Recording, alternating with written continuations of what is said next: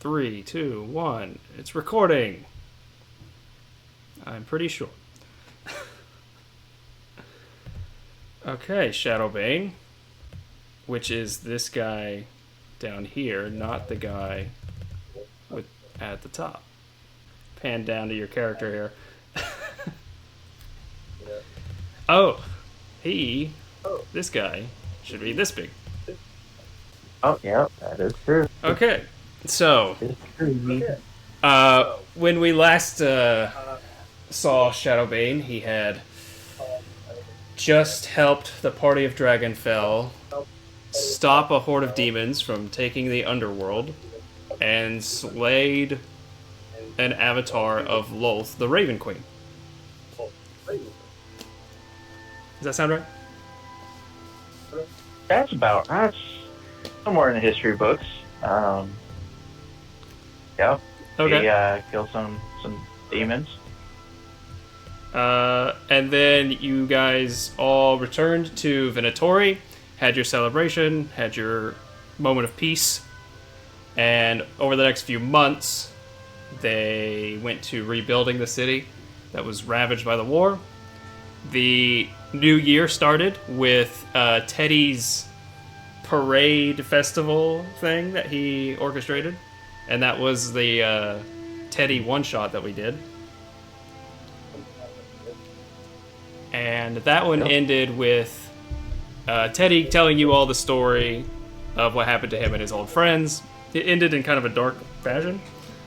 And that was basically the last few days before your character leaves the city, I think. There was mention right before leaving that Ulrich mentioned it giving him some sort of ring for what's that?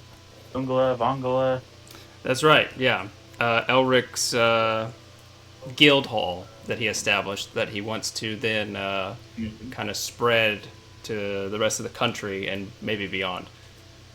And he made you an honorary member, or you accepted, I guess, the honorary member rank. Yep. Honorary member that he knew was not going to be around forever. That's right, yeah. So you have his signet ring.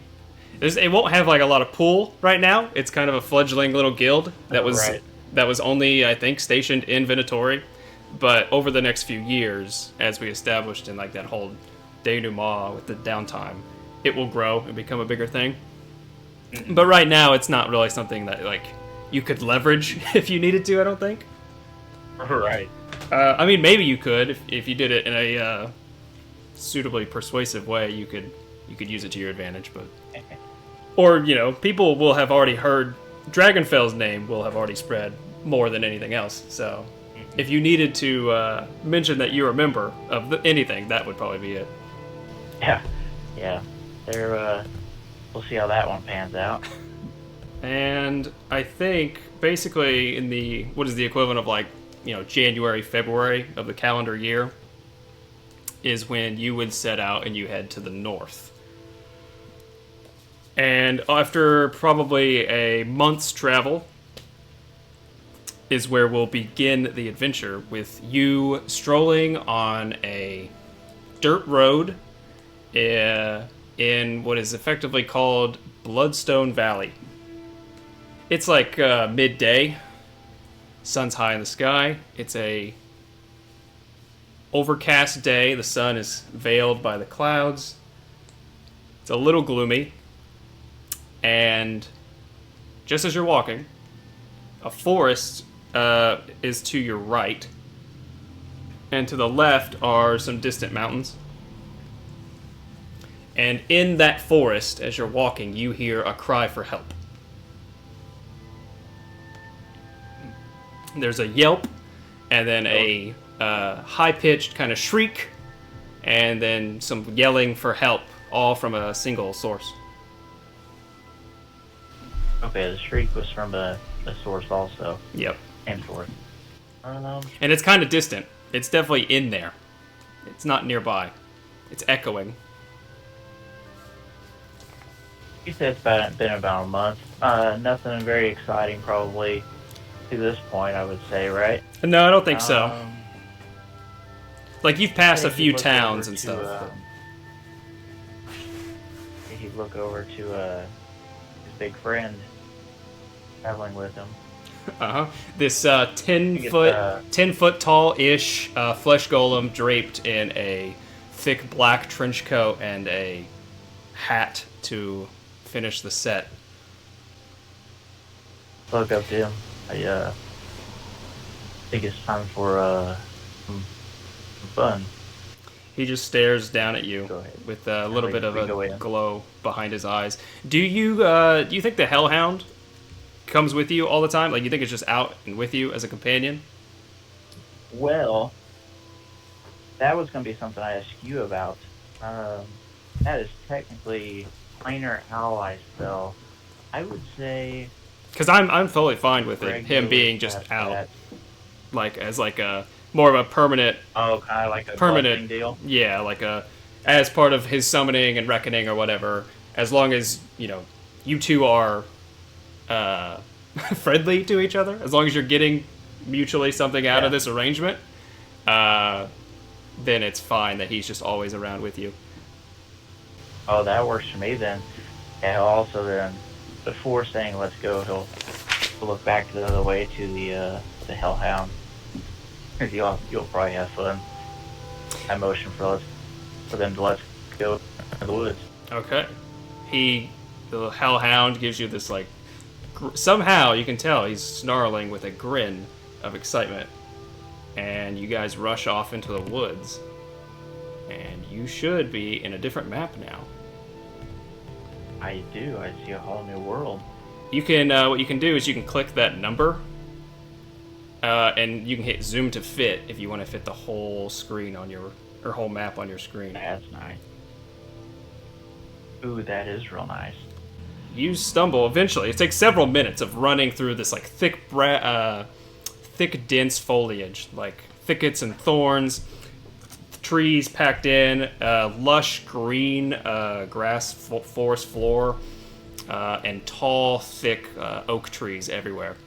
And then after several minutes of running, you see a downed tree in front of you with a corpse of a large ogre smashed beneath it.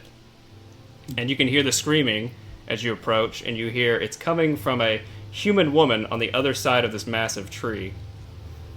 And hard to see from your perspective is another creature pinned from like its waist down under the tree on that side.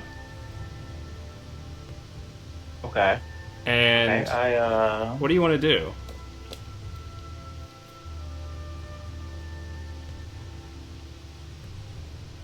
And so these circles are other trees, and then the gray blobs are like clusters of boulders and rocks. Ooh, I gotcha. Okay. Yeah, I would say probably running ahead of me, honestly. The Hellhound would get there first. The usual combat scenario for us. Okay. Yeah, I'll say I think we both head up that direction. Okay. With the golem behind us. Cool. Yeah, I would say like consider it like your first round of combat, essentially. A free round to kind of surveying the land. Yeah, enter the scene. So you can move yourself. You can use your movement and go where you want to go. This tree, because it's huge, is like 15 feet tall on the ground. Oh, so nice. you can't really see past it, but you can hear the woman screaming, and you can hear grunting from some other creature that's also under the tree. Mm-hmm. Okay, this first round is him surveying the land. I've got 30. I will probably just dash or athletically climb up to the very top to get a good vantage. That's where he will stop. Okay, cool. Hellhound would actually be going there too, but we'll probably 50 feet. Okay. 25 to the tree. He's still got half his movement. He could probably try to jump over it, right? You could, yeah. Run like a running leap. Yeah. Yeah, I'd say that. For him, Can we roll for that? yeah, let's do like an athletics. see if he can clear the jump. No, that's a 6. He smacks into the tree. Yeah, so a 6, yeah, he tries to leap, but he can't. He catches the side of the bark and then just scrapes his way down. So he ends up behind you on the ground. Yeah, I guess with him, then probably the whole action getting up and they say maybe an action to make another attack, probably. I don't know. Or not attack, but climb up this dang tree. Yeah, I'll say you use like the... Because, I mean, he just moved and tried to jump, so I say he dashes and tries again. Okay. As part of the movement. To get stuck by a tree. If not, he's just going to have to go around next turn. Right. Oh, 5. Yeah, he's just going to have to go around next turn. Yeah, so he can't... I mean, it's a big, thick tree, but it's also kind of old, so the bark scrapes and pulls away each time he tries to make purchase. I love the way this is starting out. This is awesome. What about the Flesh Golem? Flesh Golem is just going to gingerly walk behind us. His speed. Yep. If I right click, it says... He pretty much power walks everywhere. That location. That is awesome. Oh yeah, there is like a ruler. I don't really use it too much, but you can definitely like pre-measure your movements. It's pretty accurate too. I like that. Yeah, because he's large. Because he's large, it won't require anything for him to like climb or get on top of it. Okay, yeah, I'd say he gets his movement. Thanks, he's got 20. I mean, he'll be climbing his way up the tree, I guess, right? Yeah, I'll say he's basically straight towards whatever.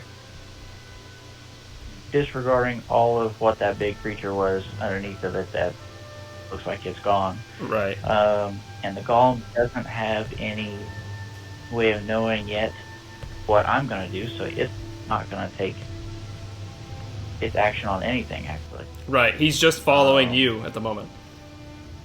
Yep. And then I am on the tree. What do I see? Yeah, so when you get on the tree, you see a woman, a human woman, standing with a dagger drawn.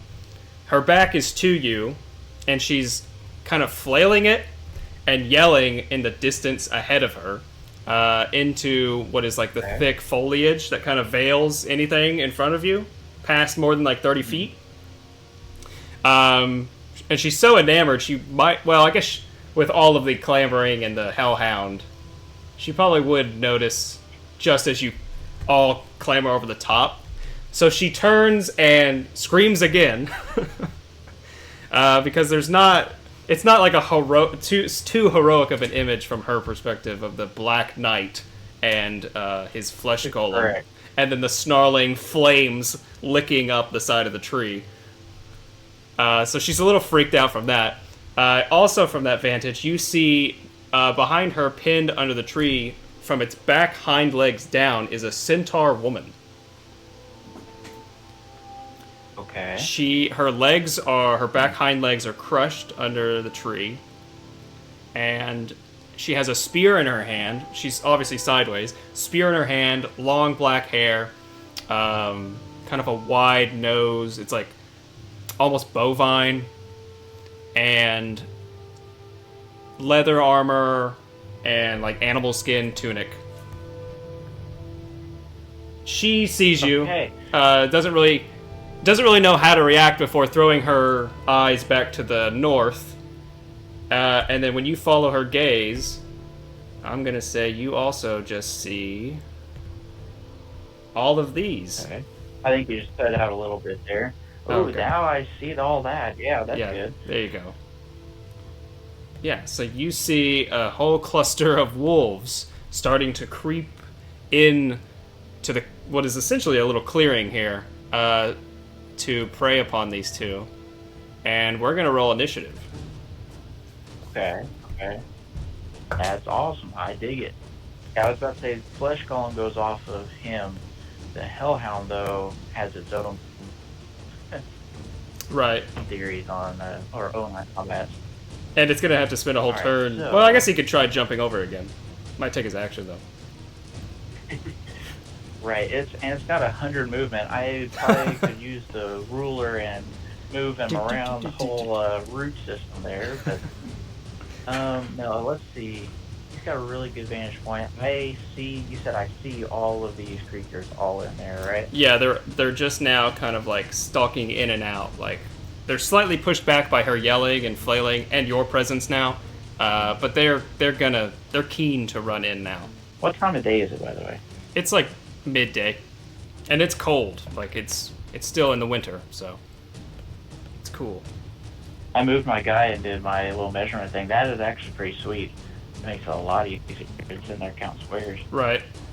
So it's about midday. It's cold. Yeah, there's probably snow, like mostly on the canopy above because it's pretty dense here. But there's definitely snow and stuff too. So what Shadow does, I will look over to the golem and tell him, point to the centaur lady and say, fix this.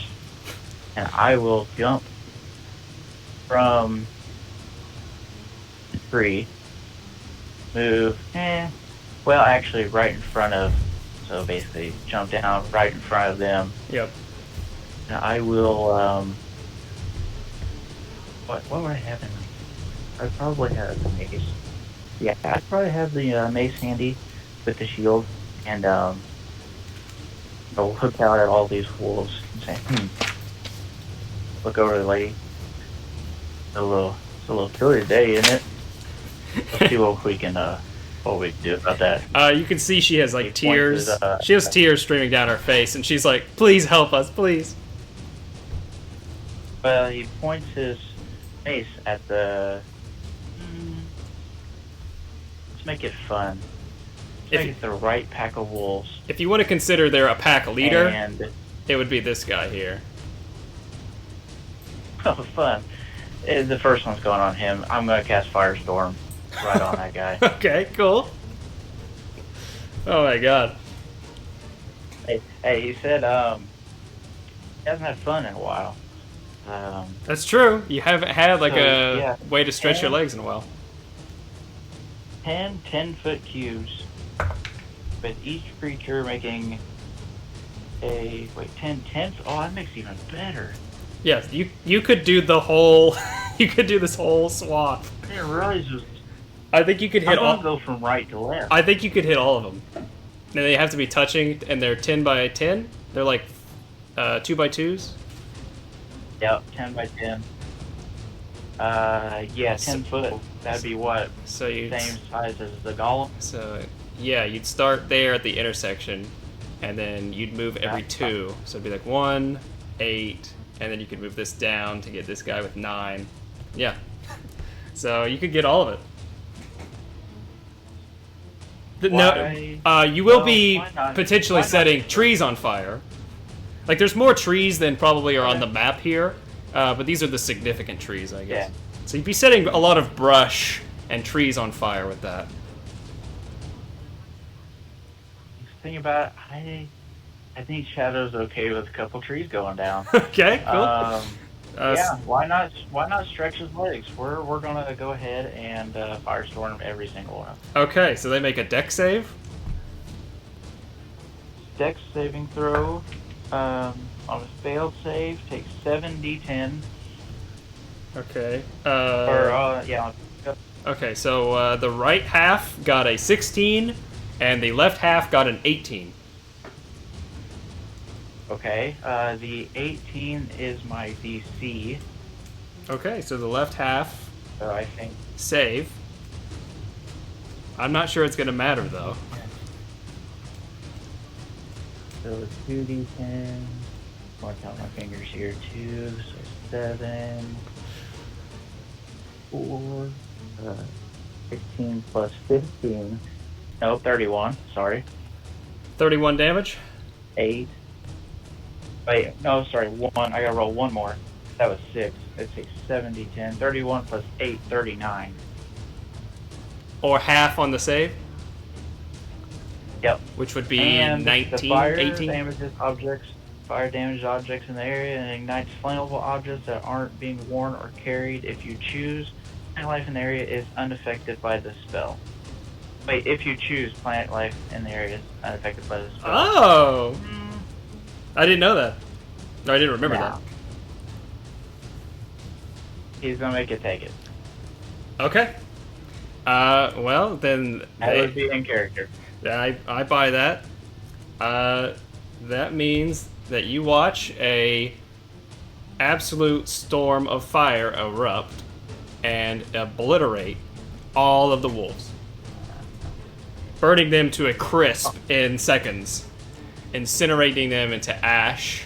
The ones that save on the left survive long enough to run a few feet before collapsing in heaps of smoldering heaps. Okay. At that time was when he told the golem to fix that. Yeah, so we'll go to the next turn with the flesh golem. So he jumped down. Yeah. Actually on... which side was he jumping down on? Actually, he will run down the tree to right on the other side of the centaur. Okay. And attempt to lift this tree up as much as he can just to free those legs.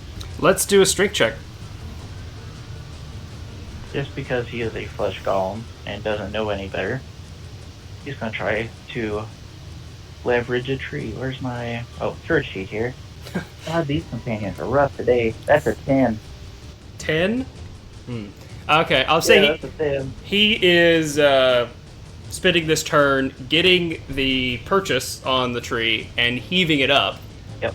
And it moves an inch, probably. He doesn't quite have it yet, but he's making progress. Oh. He's pretty strong, so it's probably more a matter of time than anything, right? Yeah, no, I got you. So she's not free, but she's in the process of being freed right now. That would take us to the incinerated wolves, who are all dead. Yeah, sorry about that one. No, that is perfect, because the next wave of them are very hesitant to run in after that display. So I'm gonna just kind of reuse the same structure here. Yep. It would be one less, and he has some pent up aggression. He hasn't had to use it in a while. Yeah. So the next wave that was waiting on deck or about to rush in, instead is very hesitant. So they're not gonna attack this round. Oh, nice. But they're considering it. They're not sure how to react. Like the flames are still licking because you chose, and that was probably that's a pros and cons thing with letting the fire take the trees and stuff, because now there is fire on these bad boys. And they don't see the face, but lady beside him heard a nice little chuckle, deep chuckle as this happened. Nice. I like it. So yeah, there's just some general flames taking the brush and the wood right now. Her turn is going to be spent probably just backing up and probably helping free her centaur ally here. So she'll basically give him advantage on his turn, I'd say, next turn. He'll need it. Centaur is doing the same thing. She's just kind of assisting and getting herself free, getting ready to leverage herself out. Which means it's the Hellhound's turn. A whole boy that can't jump a tree. This will be... It's kind of funny that he just can't jump the tree, so... He's going to attempt it one more time because... I mean, that's why he's got one mission, and it's his ferocious dog. He's going to get over this tree. Okay. Yeah, because he doesn't really have much that... He might... He's not smart enough to run around the tree right now. That's what I'm going to call. Right, he's like a rabid dog. Oh, nice. That is a 19 plus 1, soft 20. Okay, yeah. Then he, instead of trying to climb it, he gets frustrated, backs up, and leaps over it. So he full clears it on the other side. Land on there. Landing next to that corpse. And this is a bulbous, thick-skinned ogre that is smashed completely under this tree. He's gonna look around. Actually, how much movement he has after that? He's got 50 speed. And he is immune to fire, so he could run right up there. And how much are you calling that a leap? Is that normally 15 or half? What the jump though even called? He was here. Yeah, let's just call it 15 feet of his movement was that. Copy that. We go 20, 25, get right up here and look at Shadow. And then, whoa, what was that? If you hold the click button, that's how you ping. 50, he's gonna start barreling his way this way. Okay. Cool. I gotta read this ferocious stuff. But he's not as ferocious as right now. Right, he's not surrounded by any enemies, he just sees them. Right. And I mean he's actually just going. Yeah, he's immune to fire, so if he wanted to run right through it, he could totally. Oh yeah. Well, I think we're gonna say he was cognizant enough not at this moment to not run straight into a pack. Instead, he's going to take dash action and go right up into this guy. Okay, good. And that'll be his turn because he doesn't have anything to do range wise. So he's just going to 1-on-1, 1v1 that guy. Cool. Yeah, this one was like the most skittish. This actually might have been one that was hiding right behind the first wave, basically part of that first pack, and then just wasn't in the radius, wasn't visible. So it is probably the most keen to run away. And then this one, your hellhound sees the opportunity for this like cowardly wolf and just charges it.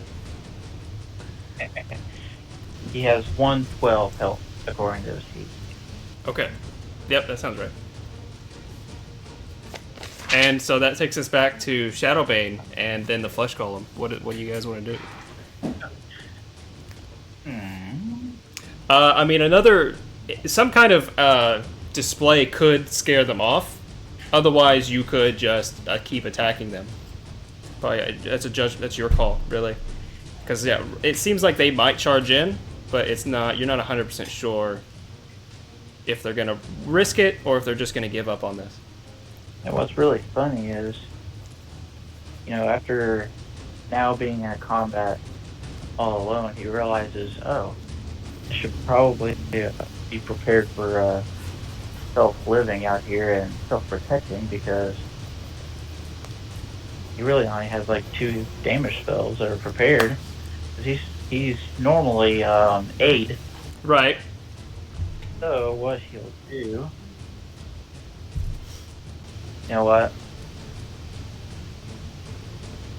Yeah, I hate doing this. He's not a one-trick pony, but Firestorm number 2, the second of those his levels.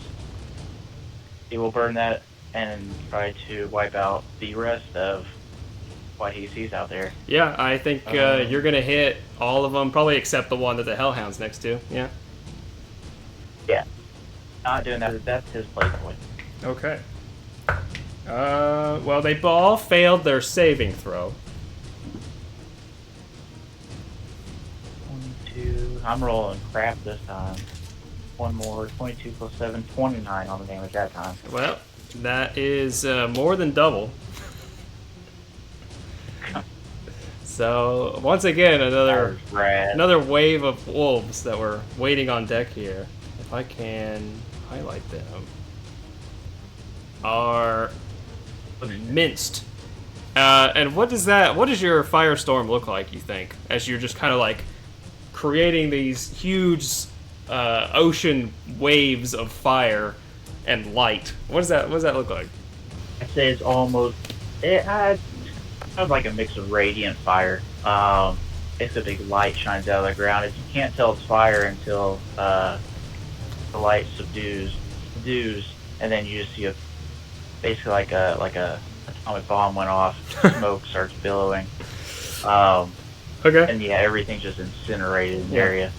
So you see like 10 pillars of light come out of the ground. That's sick.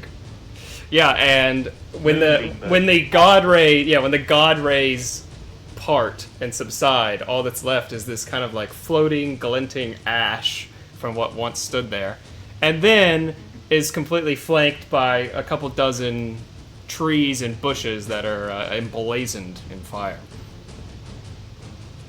His chuckle gets a little louder as he hasn't had this much excitement in quite a while. Yeah, for sure. And he kind of just looks back at the golem. Yeah, give the golem advantage on his strength check now. All right.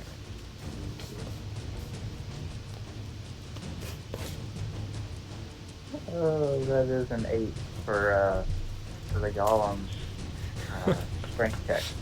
That's like what? With advantage. Yeah, with advantage. So it's a 5 and a 3. Yikes. Wait, no. Sorry. He's got one more, so it's actually a 9. I was looking at the wrong sheet. Not 9. I was looking at hell. Okay. Yep. I mean, this is a huge tree. He is struggling. This is a huge tree. But he also, what is his strength, like 19? Yeah. Yeah, so 19 on strength. he is still slowly lifting it. It is making progress. And we'll see if the Centaur can scoot out on her turn. But yeah, because he's not doing amazing, he's not just like lifting this up easily. It's lifting, but gradually.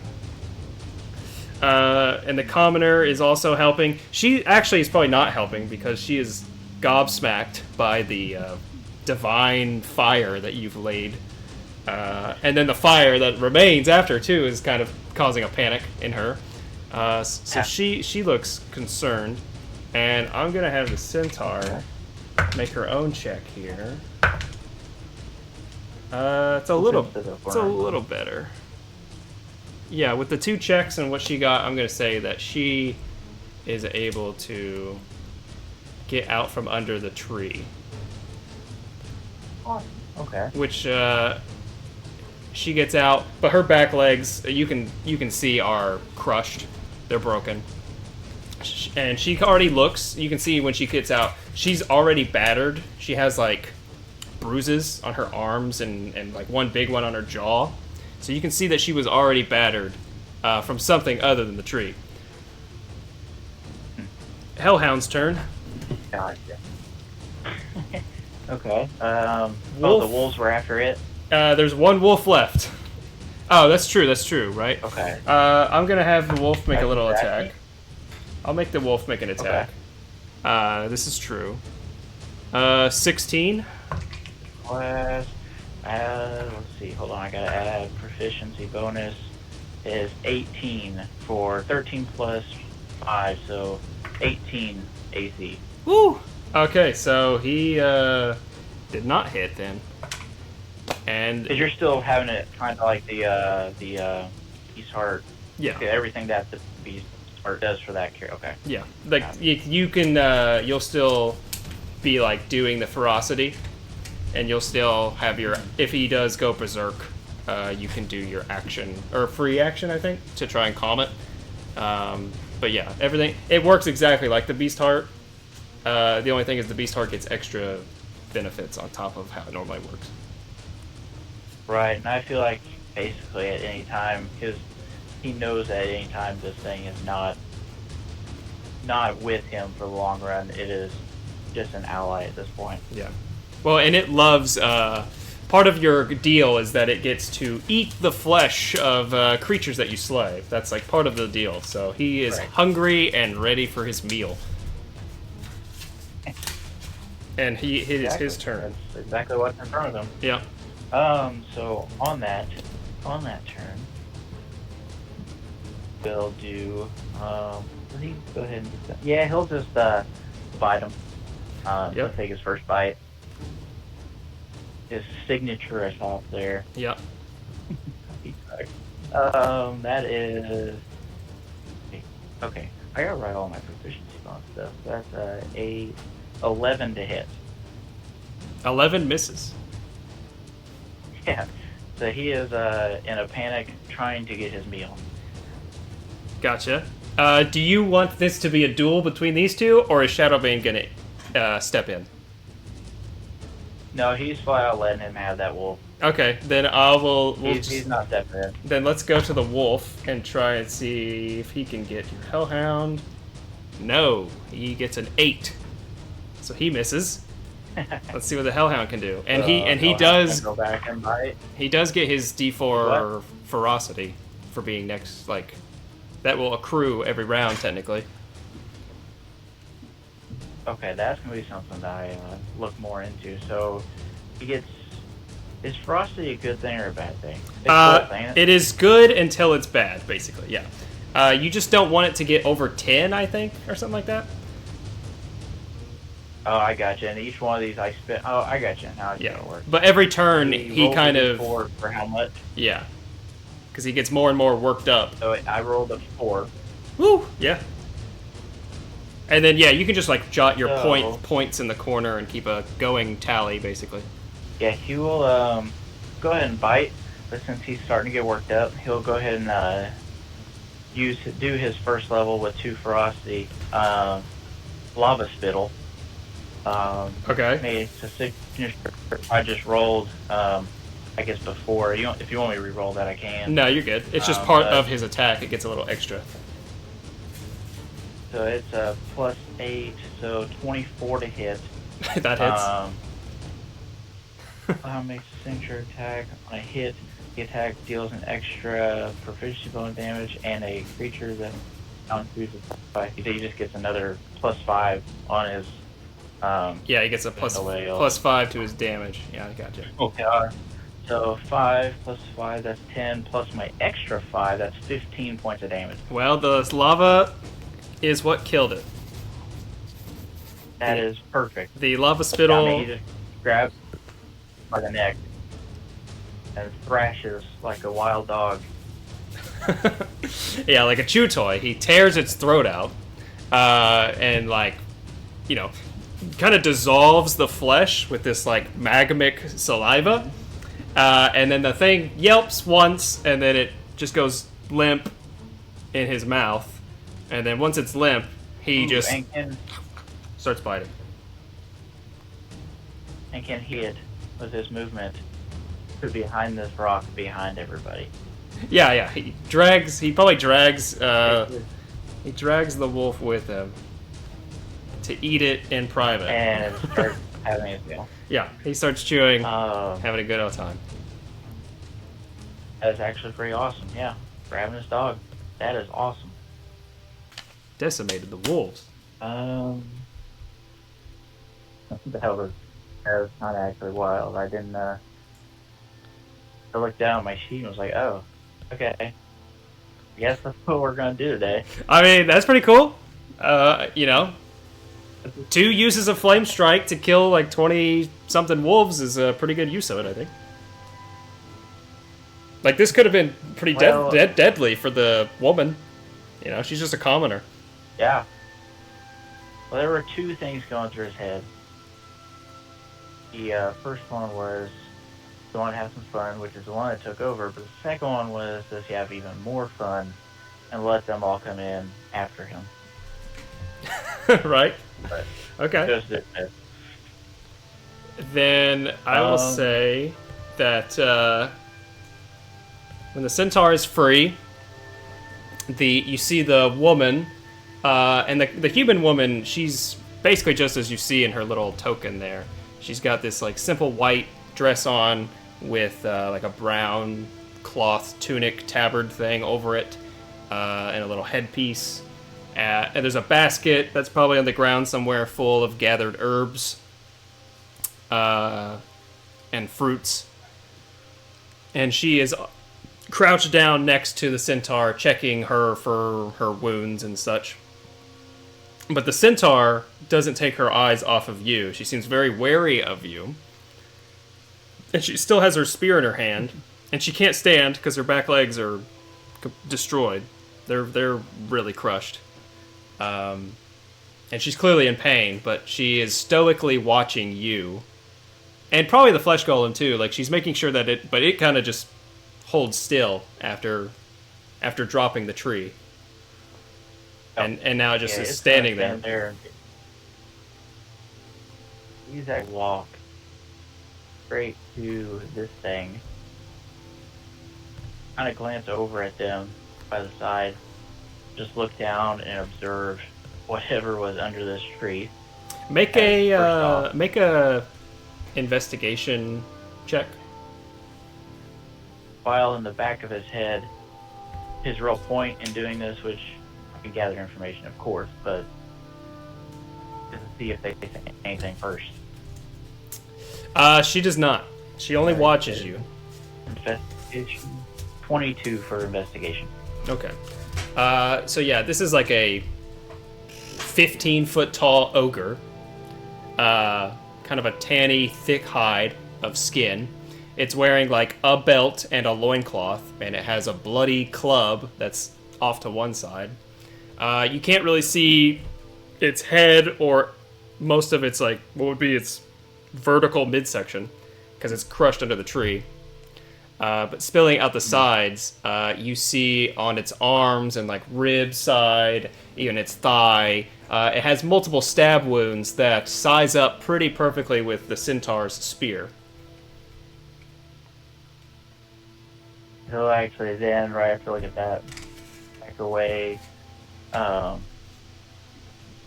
just straight backwards, not turning around. Get back there, wipe his feet on the ground, get all the blood off, and then turn straight to them too. She scurries away to stay next to the centaur lady, and I think the centaur would probably be the first to speak, and she would just be like, in kind of a standoffish but awed way, she would be like, "What are you?" It looks like I'm your savior. Looked around at all the things that could have killed her. So, actually, it looks like you put up a fight until the tree got the best of you. Her eyes like flick to the tree, and then back to you, and she nods, and she's like, "It's a big battle, big ogre, bigger tree."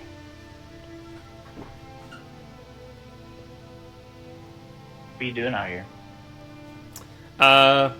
Not very discreetly. The human woman and the centaur like share a look before the centaur looks back at you and says something to the degree of, "I was roaming, hunting. So was this thing. But I bested it."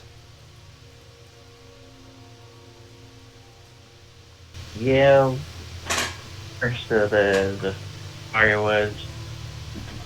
Looks like there's about a 20 to 30 pack of wolves that would have said they bested you afterwards. So,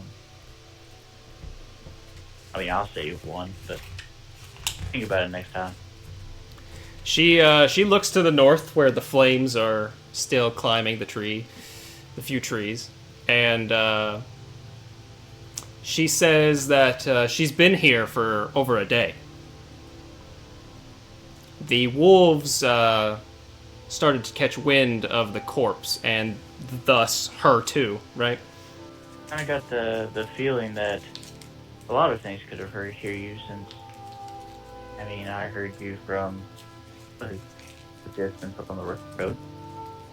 That makes her look at the human woman. Pull out. And she looks at the woman, who's still kneeling at her side, but she's put away her little knife by this point. And she's like, "I just found her like this. I was looking for herbs," and she goes and scrambles and grabs her basket. "When I saw her like this and tried to help her, and then these wolves were moving in. I tried to scare them off, but there were so many of them. And then she's kind of still fearful, but she takes a step forward and she says, "Thank you."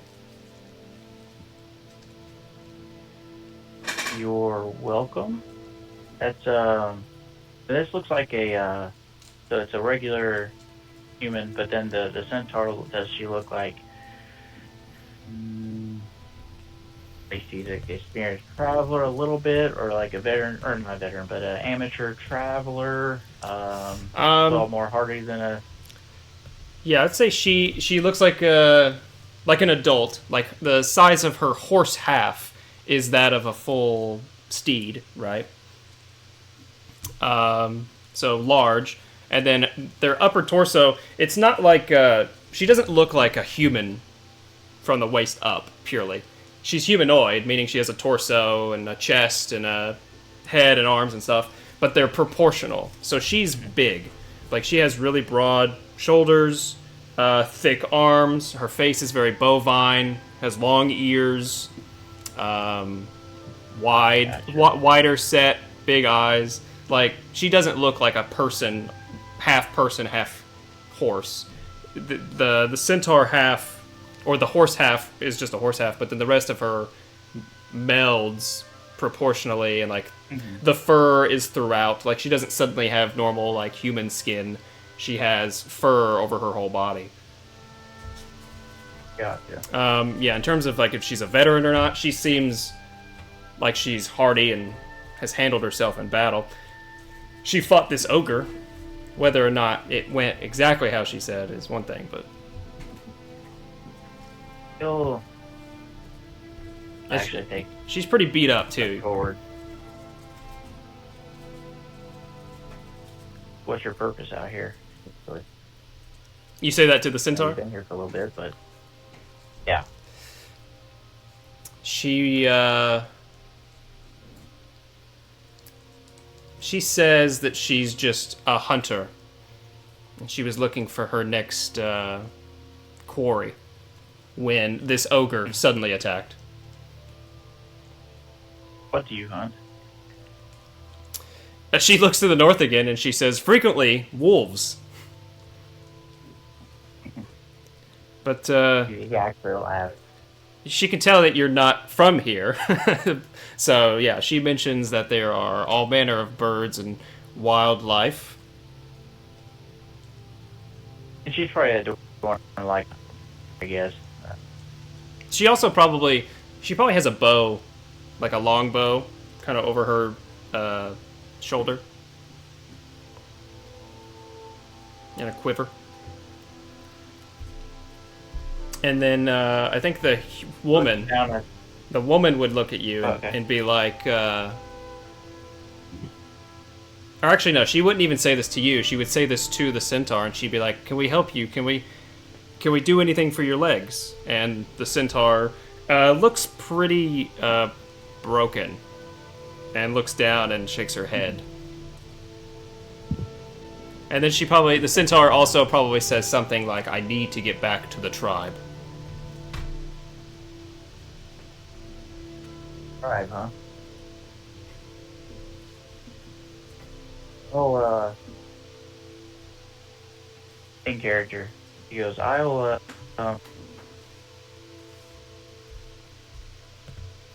my better judgment. I'll help you if, you take me back to your tribe and, welcome us in for a little, I guess, maybe a night. We're just passing by and actually haven't had, anybody else socialize with out in this area. Sorry, I had a She laughs, kind of like a coughing laugh, like a little bit of pain in there, but she laughs at that, and she shakes her head and she says, "They would never let you in. Absolutely no outsiders are permitted within the tribe."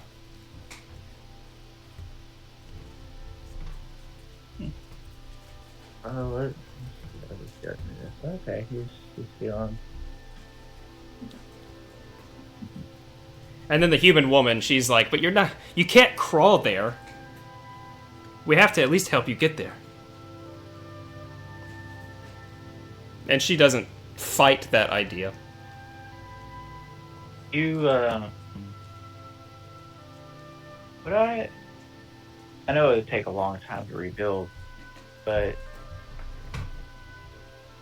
would Shadow know if like a greater restoration helps with basically that type of deal, with basically paired with the cure wounds?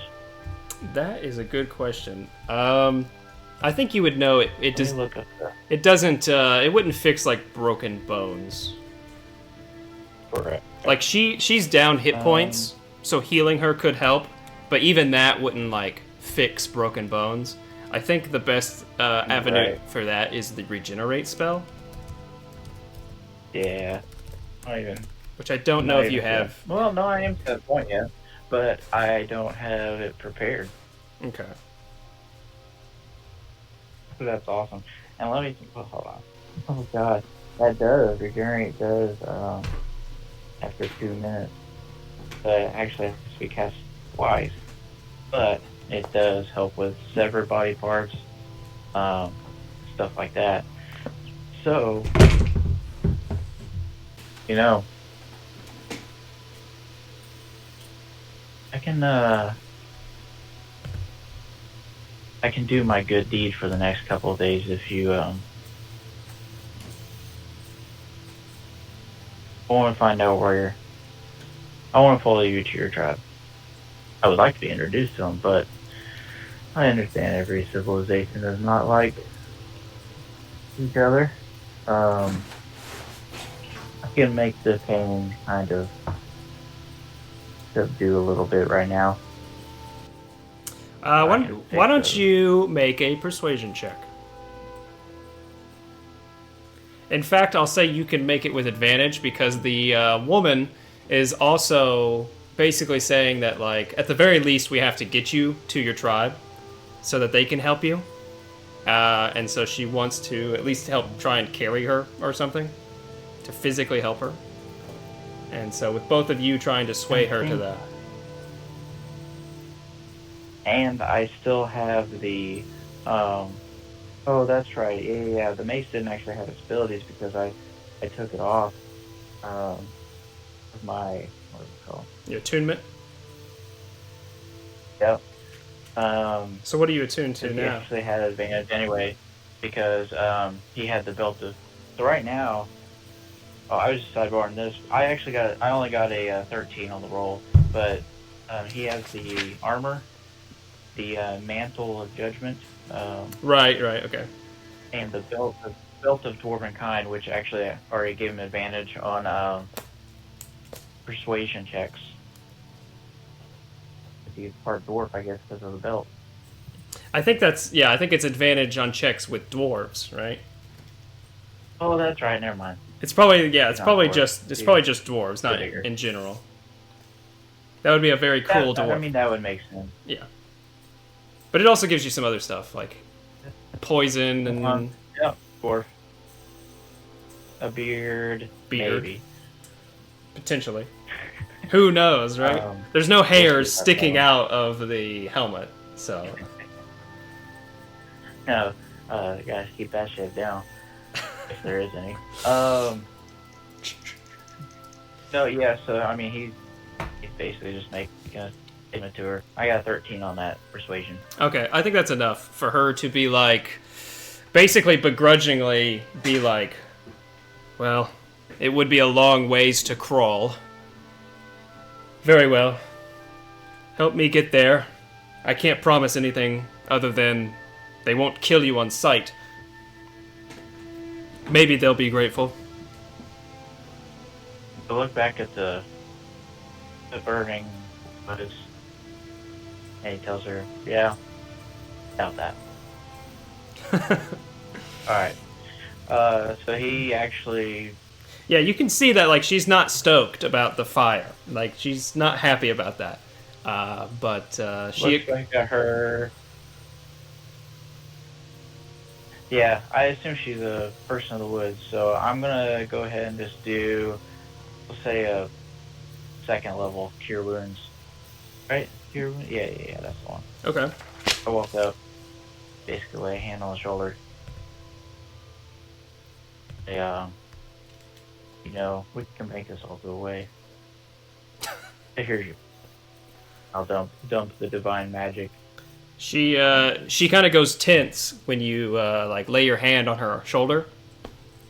But then once the healing energy kind of wafts over her, she relaxes, and a lot of the darkness on some of these bruises starts to fade away and heal.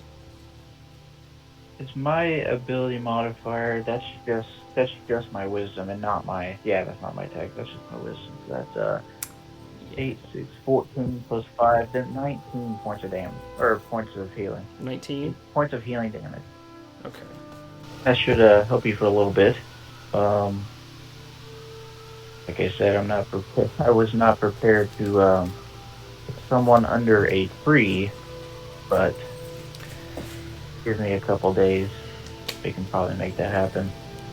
If you guys are so kind to us. She just nods, and she does say thank you when she feels the energy after it dissipates, and you don't cause any more harm, or any harm to her.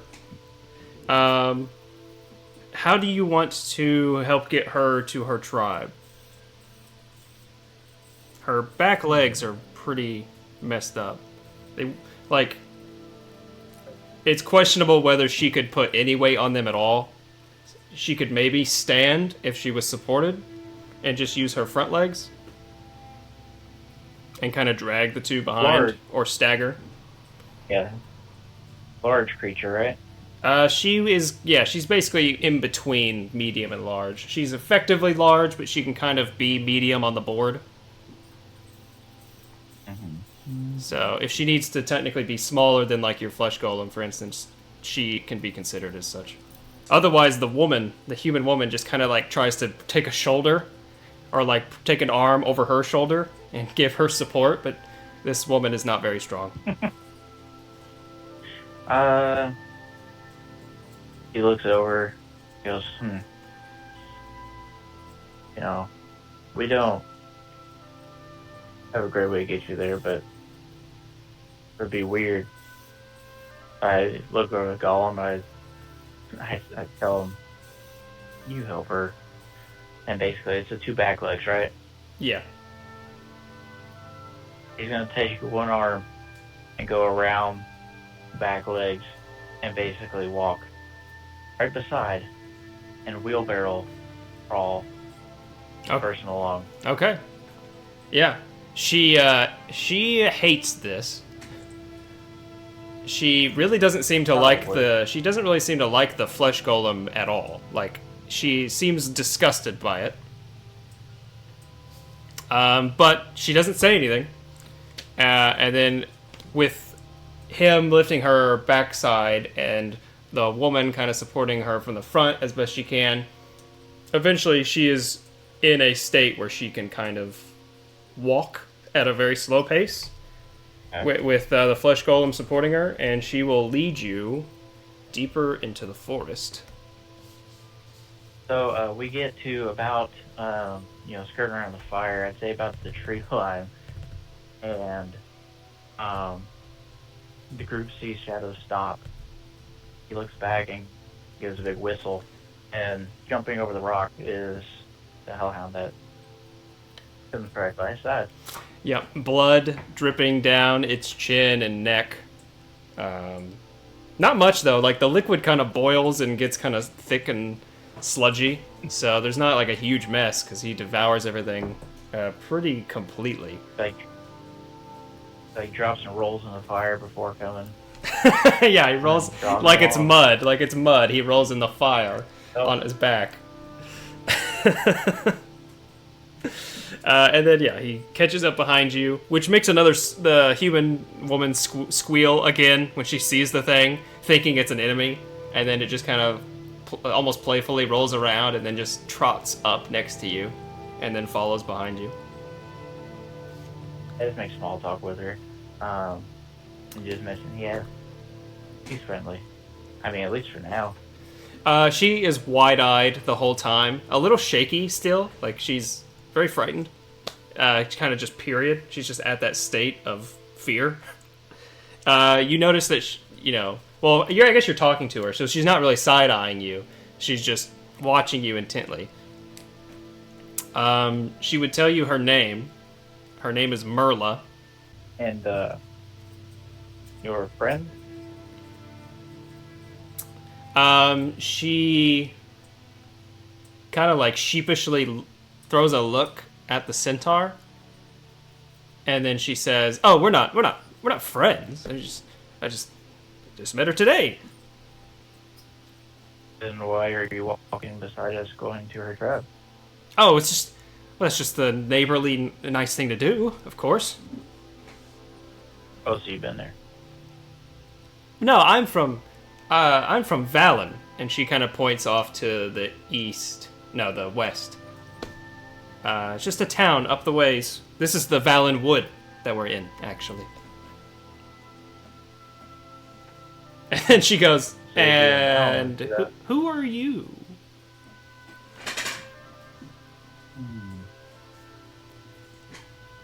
Who do you want me to be?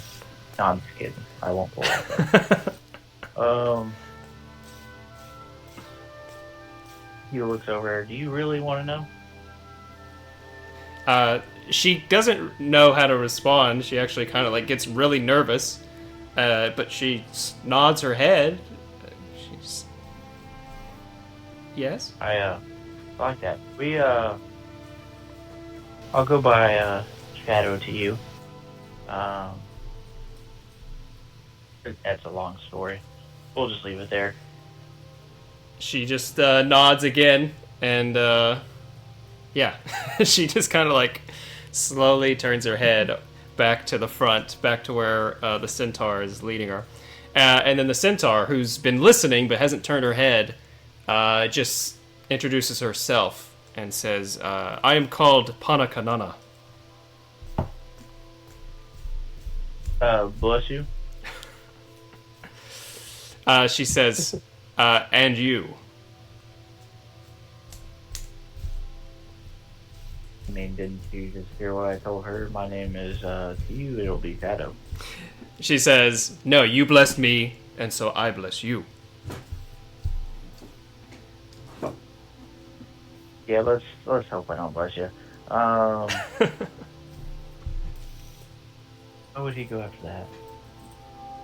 I don't know, he might just leave it there. Yeah, that's fine. Traveling at such a slow pace, I think it is going to take probably a couple hours to maneuver through this thick forest until you finally see essentially a settlement, like a small settlement with a lot of really large tents. And within some of those tents, they're basically like wigwams, where you can see plumes of smoke climbing out of some of them, right? And you can see that they're kind of built into a natural clearing that's set upon a hill. And so there's snow all around this spot because it's not really protected overhead too much. And on approach, rapidly breaking out of the brush, you see two centaur warriors. These two, like, I would say significantly larger than her, are these two male warriors who just, like, stampede charge through the brush and skid in front of you to a drift. They both have shield and spear in hand, and they brandish them. They see the current state of everything. And basically one just yells, "What is the meaning of this?" And do you say anything? I look down at the, well, first I look down and just the hellhound behind me as it's starting to snarl at centaurs. Yeah, yeah, exactly. We found your friend over here. I still can't pronounce her name. I thought she sneezed. One of them recognizes her. Found her friend. found your friend in the woods under a tree. Honestly, she was left for dead unless we stepped in. He's cracking up. Ooh, I mean, it felt good to step in, but we want to make sure she got back safely to you. My large friend here was able to help her back, so we figured we'd see her to your guys' civilization. We've been on the road for a while, and just wanted to, see some hopefully friendly faces, but don't know how you're taking this. And start staring at both of them. One of them snaps a look down to the centaur, and he basically growls, "Is what he says, is what he speaks true, Panaka?" And she nods, and she says, "It is as he says." And then she describes how she fought an ogre, it destroyed a tree, and grabbed her before grabbed her before the tree fell. And so, unbeknownst to it, it stood in its own death, but it also trapped her. So it died, trapped her under the tree, and then she's been missing for over a day. And then she describes what you basically said, which is that first this woman, and she just describes her as a stranger, came in and tried to help, to no in vain, basically, as the wolves set in. And then, fortunately, you, the shadow, stepped in, and she would say it in a way that, like you caused fire to rain down from the heavens. I actually stare at them both until I catch one of them look over to me, and I lock eyes with them. And I sit there and I'm just shaking my head. Mm-hmm. Told you. And then the other one, after hearing this, he glares at you, and he says, basically, "Then you're responsible for the fires." I mean, I only caused one that saved your buddy's life. Are there, more fires that you're talking about, or...? He would take, a step forward and be like, and just basically be like, "Fire spreads." But then he kind of lets you off the hook by growling and being like, "Fortunately, the snow and dampness has prevented its catastrophe." Yeah, I mean, it is wintertime. It did cause fire. It caused warmth, though. I mean, looks like you guys need some warmth around here. You guys look a little chilly. He sneers at you, and then he cocks his head, and two more centaur from the hill, who are now, you could see, are watching, basically scouts, rush down, and they help take Panaka from you, the flesh golem, and hoist her in a way that she can at least hobble up the hill with them. Mm-hmm. But as they kind of start to take her away, the other two warriors step between you and her, and basically they say, "You have saved one of Clan Swiftheart, and so you have our gratitude, but that is all you have. Now go."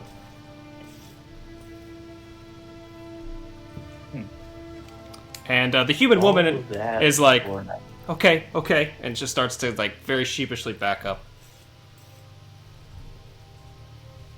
He looks over to the human woman. Hey, calm down. It'll be okay. I mean, that's it. I saved your buddy. You get a pat on the back. He would say, "You get to leave in peace. That is a gift we do not usually give."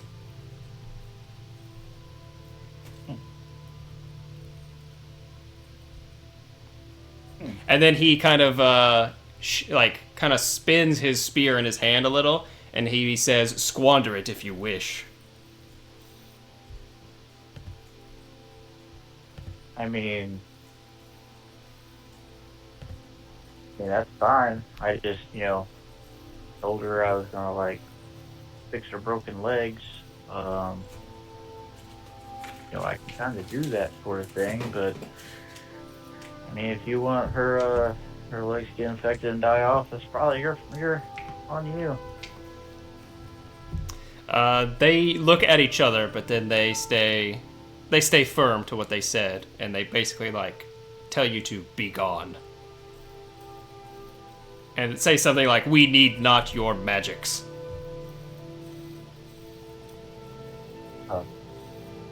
They say herbal type. Yeah, they say. Well, they just seem very defiant of your presence here. Yeah. And then Merla is she's basically like, maybe we should just get back to Vallen.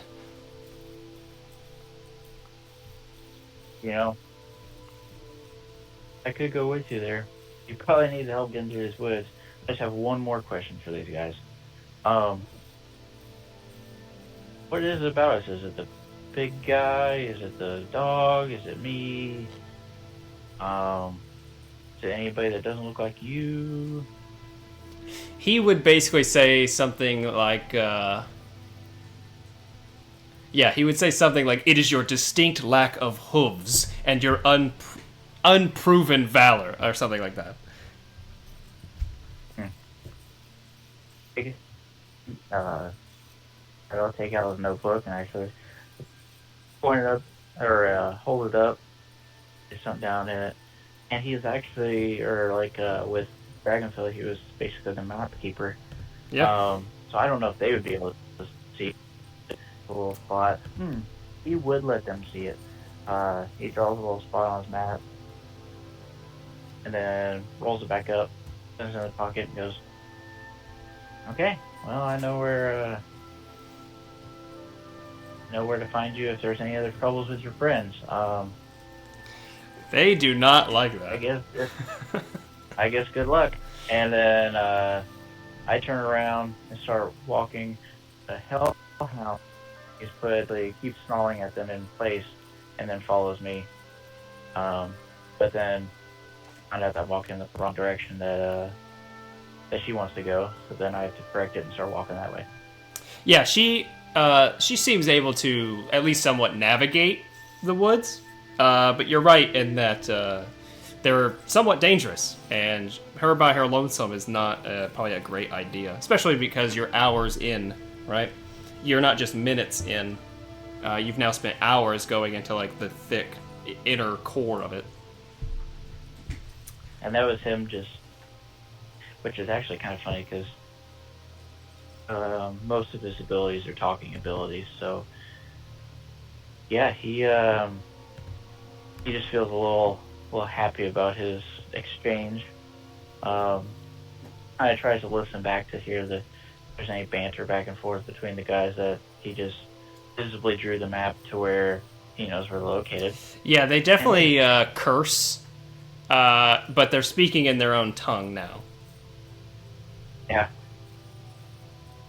And yeah, they really did not like that, but they managed to stick to their word and allow you to leave in peace. And then they run. Once you're like significantly far away, they kind of run back up the hill. Yeah, and you could see that as they were taking Panaka up the hill, she was not like happy the way they were treating you. It just seemed like it went as she expected it to go, basically. Mm-hmm. Yeah, and I think he understands there's orders that, but definitely how would you say it? Prejudice against every other race, and he wants to know why, but not right now. Fair. So I think next we will have Merla take you to Vallen. Yeah, I forgot how awesome it is to play this character. He's a fun character. He's honestly probably one of my favorites.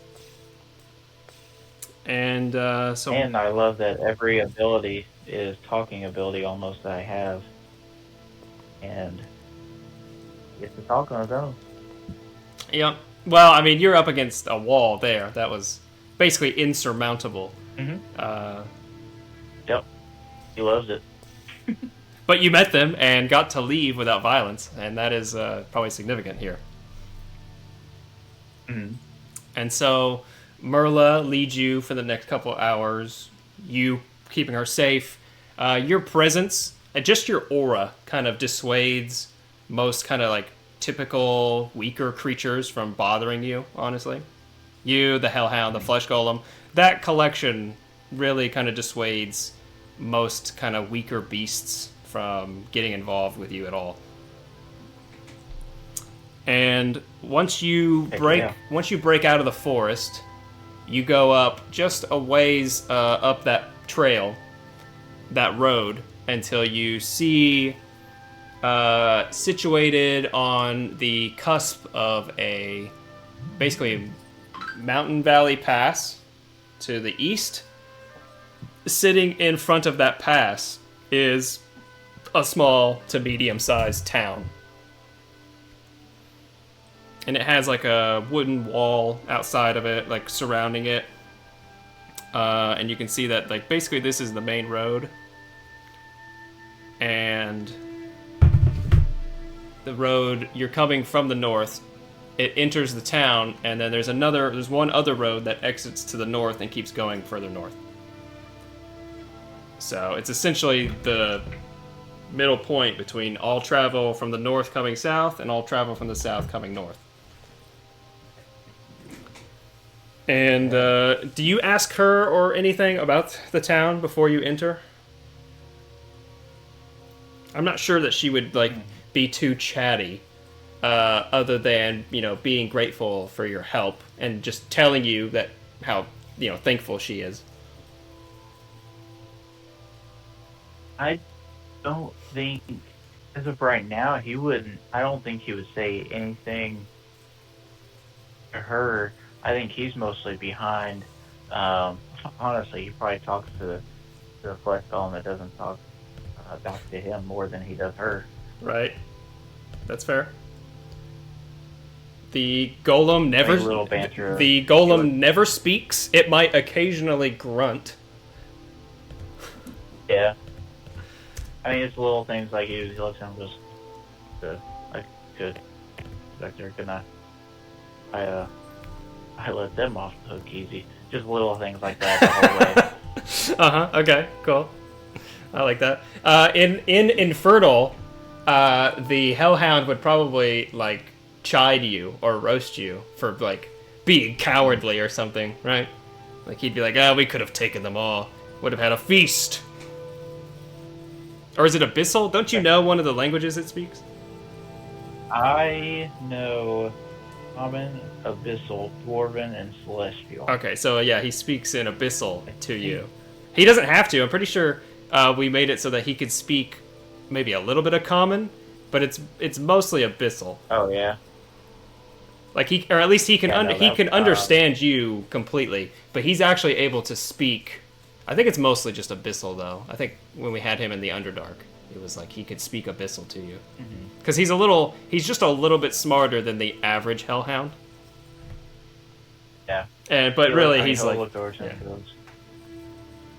He just, snapping back and forth. He goes, "Yeah, you got that portion of talk, but you're not very good at it, are you?" He just like snaps his jaws at you and lets a little like flame vent out the sides of his teeth, like through his bared teeth. But then he just storms. He actually probably like gallops ahead of you for a little bit, storms off, then slowly swoops back. Yeah, you go get that squirrel. Yeah, you hear a family of squirrels squeak in fright in the distance. But he's apparently terrible at climbing. He's terrible at climbing trees, so... Yeah, he's not getting up that tree. There is no way. Be fair, can climb that tree before he can. Okay. Let's get to Vallen now in my notes here. And yeah, I'm gonna say that really once you get to the like south gate, the doors they sit open all day probably, so there's not really any guards posted out there. So you walk through the south gate freely, and as you come in, Merla would basically be like, she would tell you at least that she's an herbalist, and she runs a shop with her parents. You know, she's in like her early 20s probably. And she tells you that she runs a shop in town. You're one of the herbal types too, huh? She shakes... Like those other guys. Yeah, she shakes her little basket of herbs and berries and fruits and stuff, and she nods and says, she basically just says that it's a family trade, and, you know, she's always enjoyed kind of scavenging. At least you're better than them. Why also was there no guards to this place? As you bring up the lack of guards, you can definitely see that her demeanor kind of shifts. And she gets very like quiet, somber, and she would say that it's a long story. A lot has changed recently here, and not for the better. And then she would say, and she'd probably in like a hushed tone, she'd be like, it's dangerous here now. You probably shouldn't stay. At least not for very long. Look back, my two companions. I look back at her. Dangerous is two different things. It means something to you, and it means something different to me. She actually lightens up a little bit at that, and she acknowledges that she's basically like, you know, I think you're right. And it's at that point, I would say it's at that point that you're walking up the main kind of road that passes through town, right? Where and you're passing buildings, shops, houses, you know, little stuff. They're pretty much all like wooden buildings. And you hear some glass breaking. You hear the ruckus of basically like drunken ramblings and, you know, like jovial kind of like hoop and hollering sounds. And you can see just a bit up the road on the left side is a very big, like a 2-story tavern. And you see a guy get thrown out down the steps of it, like out the big doors, and just like pushed out and stumbles on the ground. I'll go over and go, for such a dangerous town, looks like you guys are having some parties. She shakes her head and she's like, no, that's the problem.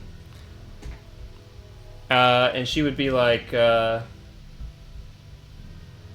she wouldn't really elaborate, but she would be like, the mercenaries. They've moved in and taken over the place.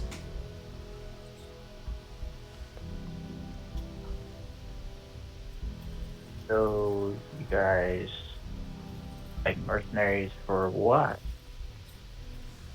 She shakes her head again, and she basically says that she doesn't fully understand everything that's happened.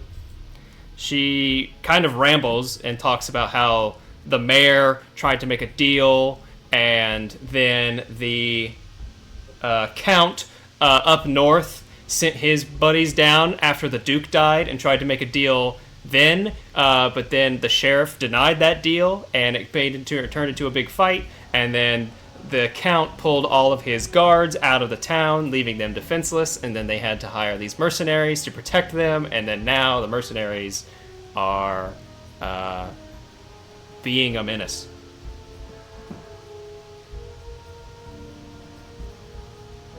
That's her, like, she gives like a rambly kind of thing. They're being a menace, but they're basically in charge of protecting your town.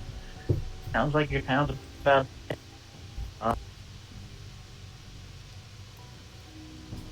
And, there's a guy who just got thrown out. Yeah, there's a guy, and he gets up, and he dusts himself off, and he's got kind of a limp. And you can see this is just a normal, like, typical guy. He's kind of probably like a miller or a lumberjack guy. And he kind of walks the other way. He keeps going north, the direction you're going, so he's walking away from you. And he just has a limp. And by now, you're approaching kind of the outside of the tavern. And you see, like, on just the front porch of it, there's basically like a big kind of hexagonal porch, because it's a big building. And there's like 5 guys just hanging out, shooting the shit outside, and they're all kind of in like typical mercenary garb. Like, they've got like piecemeal armor, brigandine, you know, they all look really rough and grisly looking. And then you can see through the kind of like saloon doors, there's several more inside, causing a ruckus. You hear more glass breaking, more yelling. And then you see like a woman try to like leave the bar. She goes through the doors and she's trying to leave. And then one of the guys outside like grabs her arm and throws her into his chest forcibly and is like catcalling her basically, but being very aggressive and gross.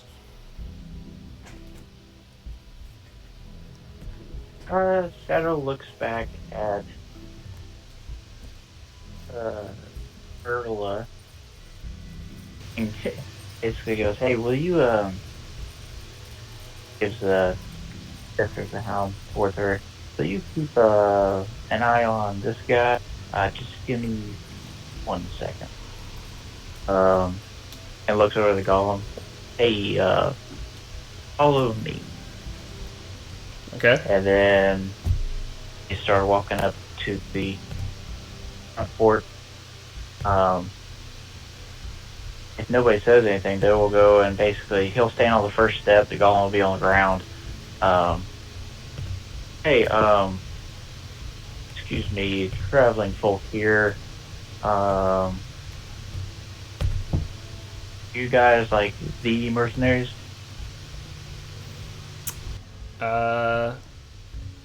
You get up to the stoop, or like the bottom of the stairs, and this other guy, kind of like leaning against the perch, he says, actually he looks at you and then like does a double take, and then he ignores your question and is basically like, "And what the hell are you supposed to be?"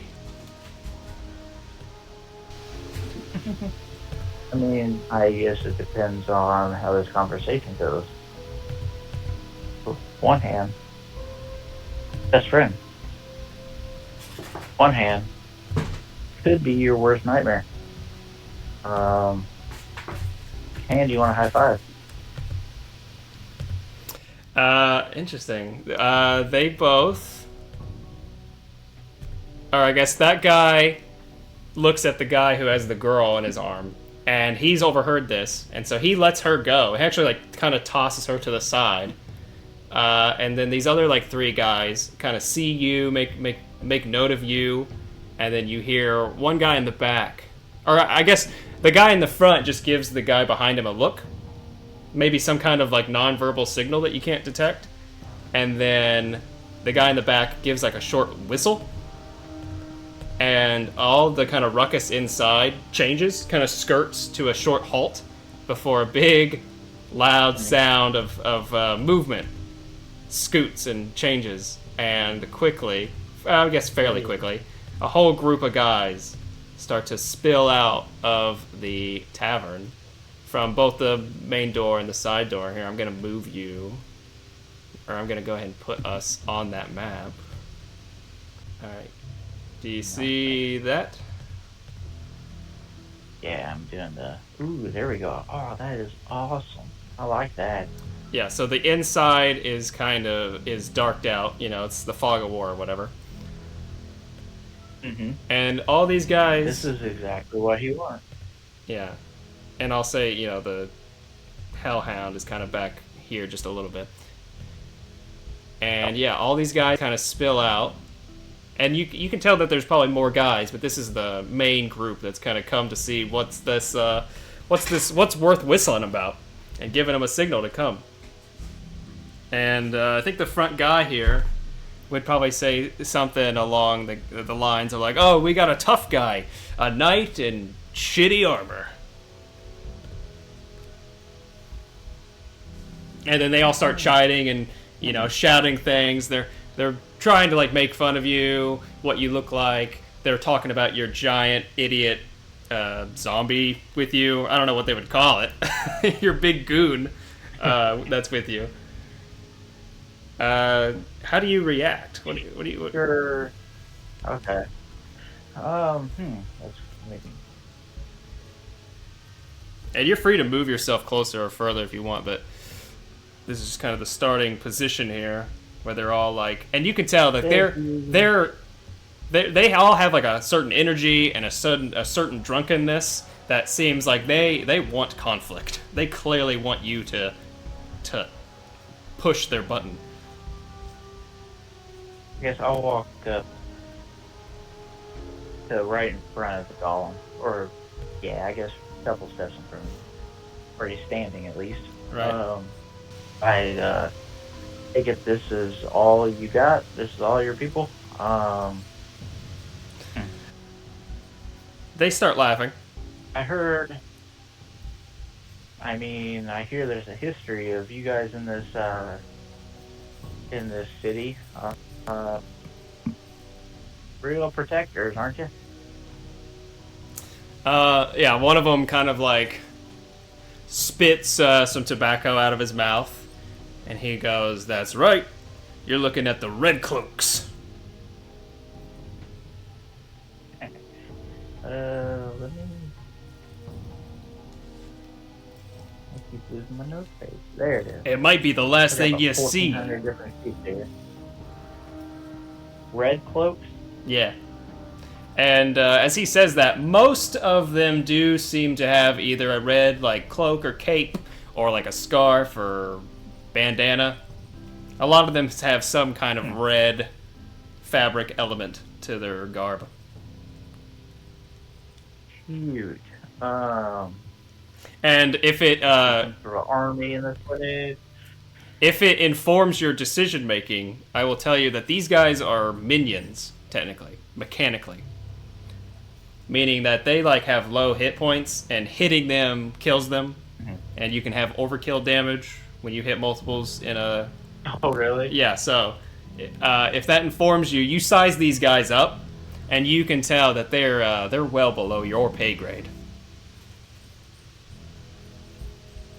So, I look at the guy, one of the main guys was talking, I was like, so, where is your boss at? He would get cocky a little bit.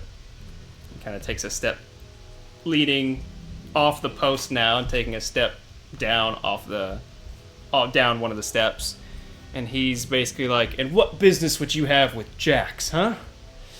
You have a death wish or something?" Pretty sure I've caused more of that than you have seen in your entire life. So, I'm not really worried about you. I just want to talk to your leader. If you understood that one. They all kind of they laugh at this guy's expense when you talk down on him, and he immediately, his ego is hurt greatly, and he starts to kind of drunkenly clamber for his longsword at his hip. And he's like, "Oh, you want to test that? You want to see who's seen more battle?" I'll just look at it and go, but you can't don't want to hit me with your hands, do you? Good old fashioned style. You gotta pull a weapon out. He slings this sword out finally, this iron longsword, and he's like, "All my fights are to the death." And you get the sense he's trying to sound pretty tough here. Whether he is or not is maybe something else. He'll look up and down and go. I'll look over to the, actually look over to the, golem. Go, This guy can't even walk straight. And pull his sword out straight. I don't want to talk to this guy. And you step aside so I can... You tell him to step aside or the golem? No, the guy. Okay. Yeah, he basically says something like, I'm not in the business of talking. Now draw your weapon, coward.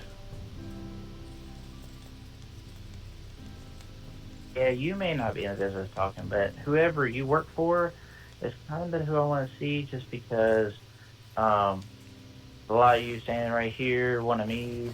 I'd like to talk to him.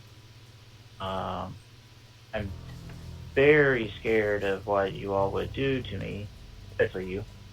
Who runs this town? He's basically ignoring everything, like I said.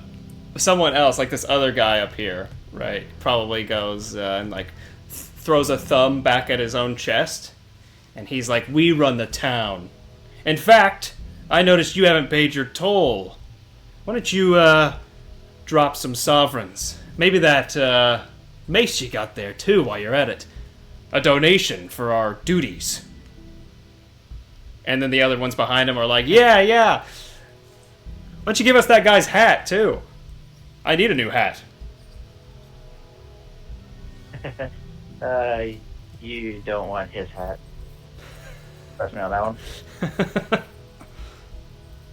one. Yeah, they're not helpful. Quite frankly, I don't want you to take his hat off. I don't want to see what's under it.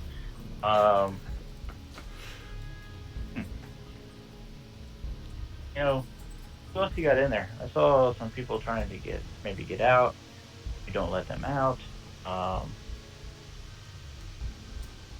You know, I can go ahead and walk through if you so wish, and I'll actually make one step towards actually a diagonal to try to go around this first guy. Okay. Not as like I'm going to speed around him, more as I'm just going to try to step.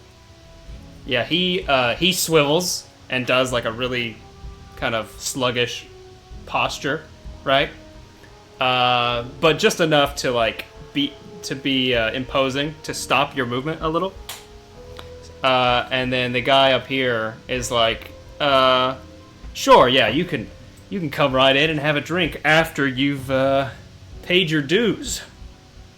And then he kind of looks you up and down, and he's like, what do you got? And then someone else is like, can we just murk this dude? I need a new shield. Like, they're sizing you up for the things you have and wanting to rob you. Man, I am really contemplating.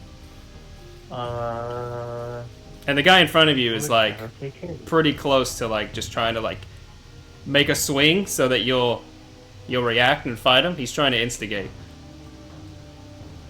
The first thought he had. Alright, I'm giving a little backstory on what he's thinking. He doesn't want them to be hurt because he wants to use them. The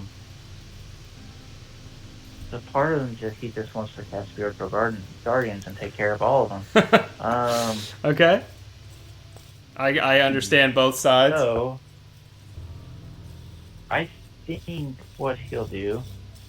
Actually, I got something. I was gonna say, I guess really you're looking at either some type of offensive thing, or you might have to give something up if you're trying to placate them. Because right now they're looking at you like you're a treasure hoard. Yeah. Oh, that's funny. He actually looks down, because he has a mace at his side, but looks down at his bag of holding. And looks up at the group. Goes, 1 second. around back to him. Starts pulling out his bag. Actually, yeah, he get bag on. Pull the bag off, or pull out of the bag a maul, two-handed maul. Goes, this is real sad because this is a friend of mine's. He kind of does something special to me. I won it in combat. You guys want like a trophy from me?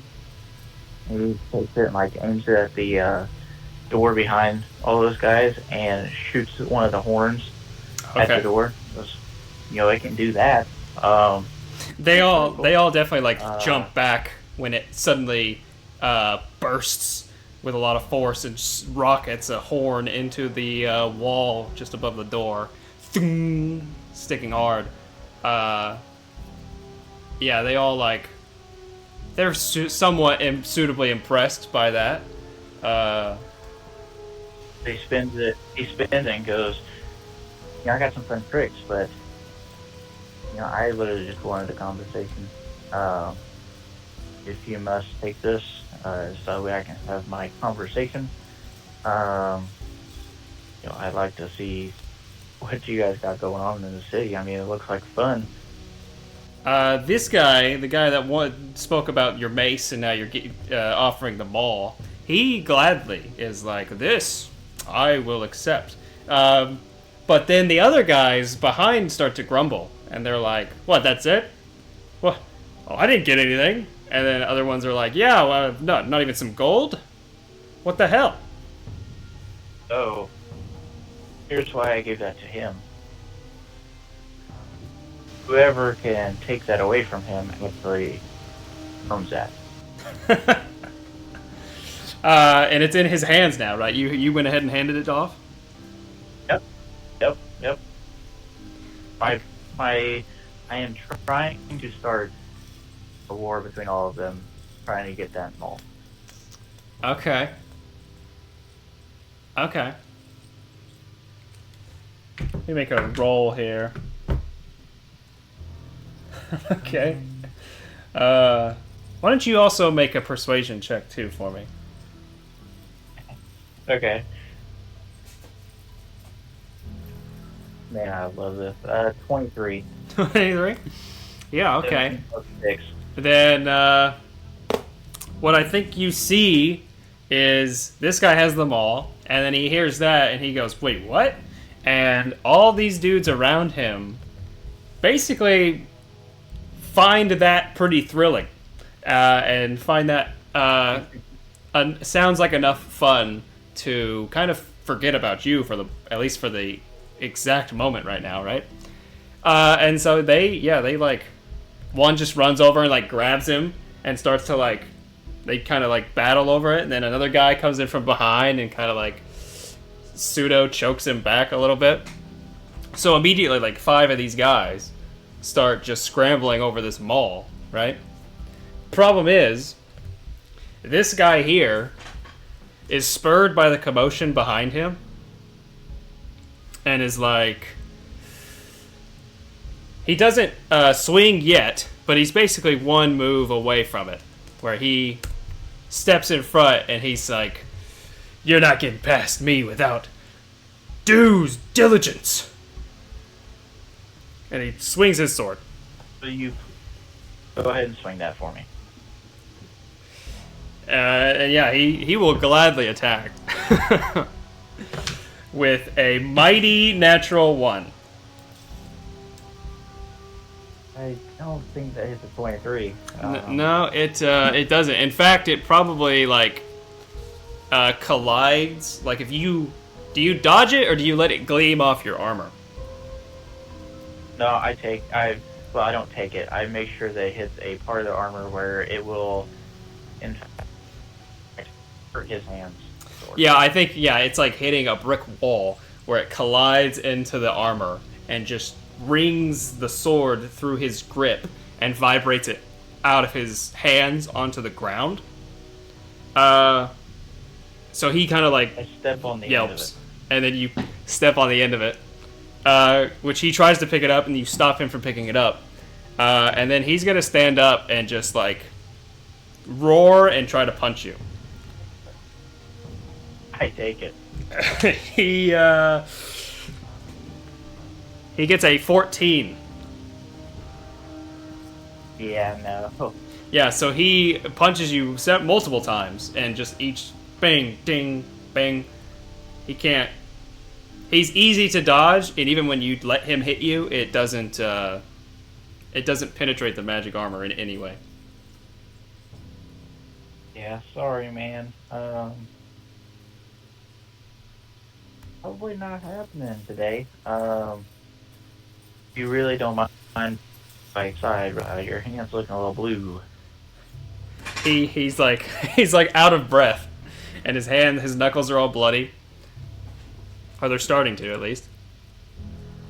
And he's he basically says something like, a tough man in a big suit of armor. Why don't you lose that helmet and make it a fair fight? Even my friends don't get that privilege. I turn back to the golem. I tell him, hey, why don't you guard her out here? And I actually send him back. I assume he's still here with the hound. Yeah, I'll say she's off a ways, like on the other side of the road, watching with the hellhound. Okay. And so you basically take him and send him back. So they stare that dude down. Go, look. I try to give you some treasure. I let you try to hit me. I can't do anything more for you. You're gonna be, let me in. Now I will try to skirt around once more. Yeah, he stands his ground, where he is. He refuses to give up. Look like a de facto, basically.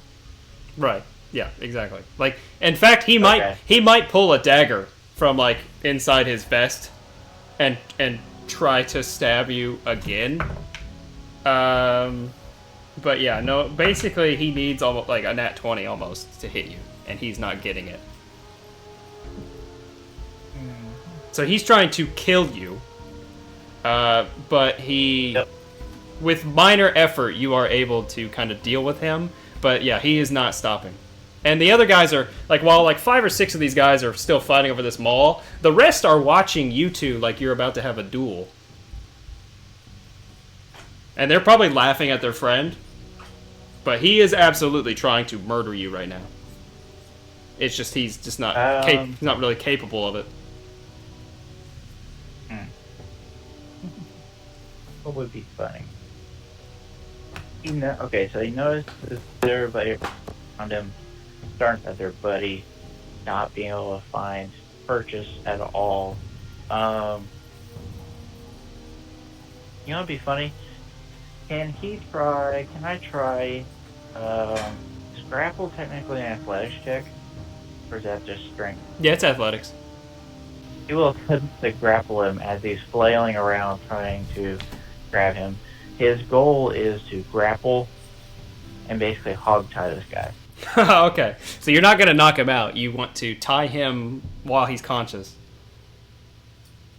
Correct. Tie him to the post of fort. Okay, I've rolled. You can roll now.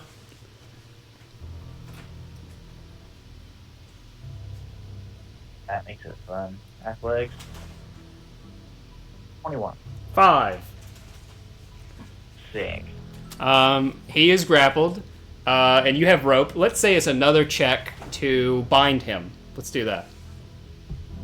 He's in your grasp. He's basically being knocked prone. What do you want that to be?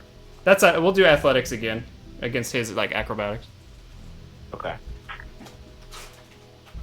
He has a chance. That is 14. He got a 15. So Awesome. he's prone, but you can't quite get the rope on him. He's gonna try and hit you again.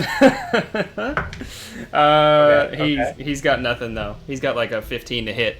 So you can try. All this, he's please, please just, you could just continue to try to wrap this rope around you. Yeah, he's trying to stab up at you with this dagger, but it's just you're able to dodge him and catch his wrist, and then you use that to try and bind him. So let's do another contest here. Man, this is actually hilarious. I love this. That is another 21. He did pretty good, but not that good. He got an 18. So I think we'll say that he is maybe not so much hogtied so much as like his hands are bound and then his feet are bound. They're not; those two things aren't together. But his hands are bound and then his feet are bound, and he's lying there on the ground like this, flailing about. And you've probably disarmed him too.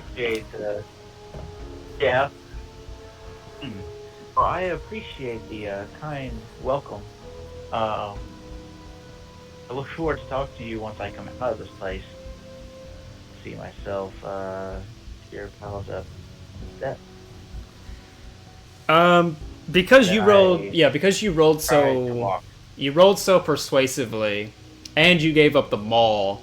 I'm gonna say that the rest are amused enough that they don't push things any further. They laugh at their friend in the ground in the snow and dirt, and they part enough to let you in. I'll say.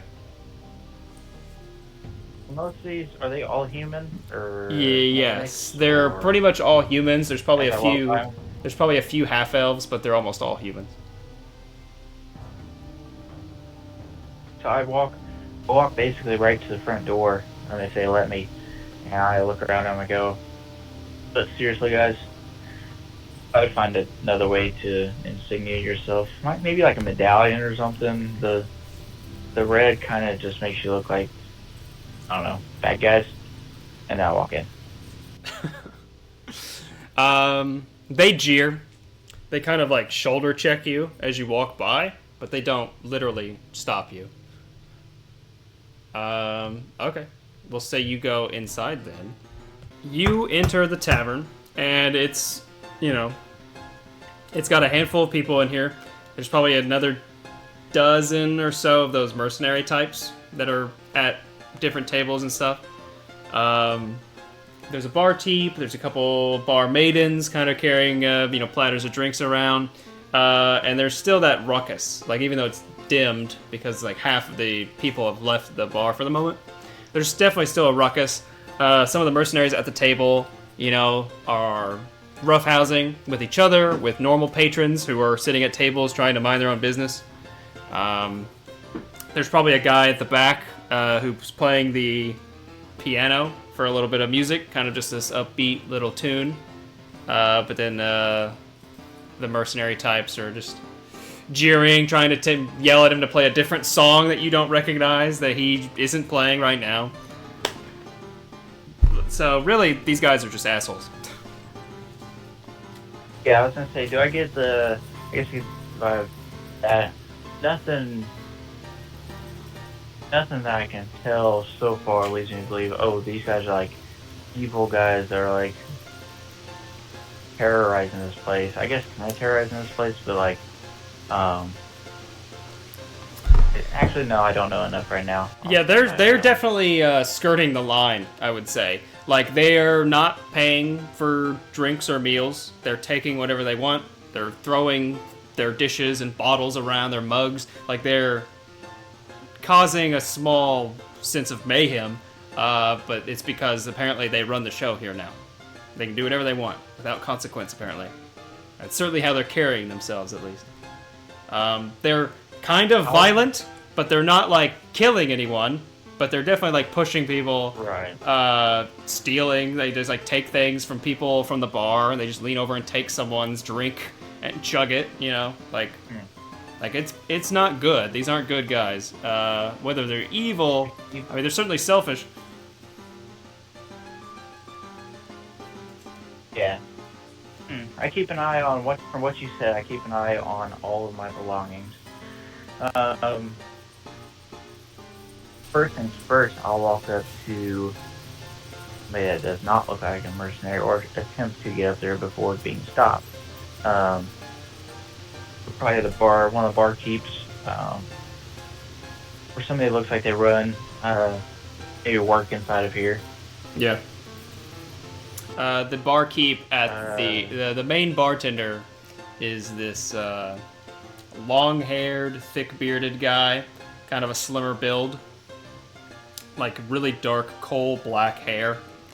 And when he sees you, and when when everyone but the mercenaries see you, they kind of go like very still. Like they double take and they see you, and they just stare, kind of in like fear, surprise. You're not sure, but then when you come up to the bar, he kind of hesitantly puts on his demeanor again and is like, "How's it going? How can I help you?" I mean, another day. He looks around, surveys the right in front of him. Give me your finest. Let's start there. I'll take a gold piece and throw it his way and say, hey, give me the finest you can get with that. He nods and he goes back behind the bar and he comes back with probably some kind of whiskey bottle. Pours you a big, basically a double shot's worth. Fills a glass, scoots it across the way. And then he leaves the bottle on the table. Stool. Take one of the stools and sit down. Start drinking. I'll look at him. What's the story with this place? He kind of sighs and he leans across the bar onto his elbows. And he would probably first start with, he would actually say what she said, which is, it's kind of a long story. And then he kind of looks at you and he says, where are you from? It might help. Might help me tell the story. Where are you from? Not anywhere close to here, that's for sure. He kind of nods. Traveler. He would basically describe, that he would say something along the lines of like, well, this town is ran out of luck. It's ran dry. And he would like cock his head to one side and he's like, did you see the mine? Have you seen the mine when you came into town? Which you wouldn't have. It would have been on the other side of town. Listen, I came in when it was getting a little dark. Haven't seen one lick of your town except met someone nice that actually brought me into town. And I saw a bunch of goons at your establishment right here and decided I want to walk in, figure out what's going on here first. Heard this isn't the most pleasant scene. He nods and he goes, it wasn't always like this. This is a recent endeavor. The mine is everything here. And everybody wants it. You're not from here, huh? So you probably don't know about the Duke? Means nothing to you. No idea. He kind of shakes his head and he goes, the Duke died. Which means the previous arrangement for this town and the rest of Venora, the kingdom. You know about the kingdom, right? You realize you're in the kingdom? Listen, I've been in places you don't want to imagine. I have no idea where I am at right now. Literally just traveling through and stopped here, so please enlighten me. He kind of wipes his eye and he goes, all right. Feeling generous, I guess. You seem nice enough. You're in Venora. That's the country, okay? You heard about the Queen Lucy. She's the queen of the kingdom. That's the kingdom you're in. Except this part of the country was ruled by the Duke. except the Duke died. So, now everything is all screwed up. The town had an old agreement. We levied our goods and services. We stay independent. We're under the Duke, but we're not under the Duke. You get it? Copy. Well, then the Duke died, and that all went kaput. So, the Count, that's one of the three assholes who run everything under the Duke. They're all trying to scramble and gather things, because there isn't a replacement. Well, this guy, he tries to take over our town. But our town's independent. Our mayor had one opinion, our sheriff had a different one. It didn't work out. Now, we don't have a guard. The Count's men were the ones that served the Duke. When he's gone, or when he died, the Count pulled all his men, took all our protection away, so we're sitting ducks. That's why these assholes are here. And he gestures behind, and you can see all these dudes just causing a little bit of chaos, being general asshats. That's the state of things. They're all we've got against the Count, who apparently, according to all our town meetings, is plotting to attack our town. I don't know the details, but if I was you, I'd get the hell out of here.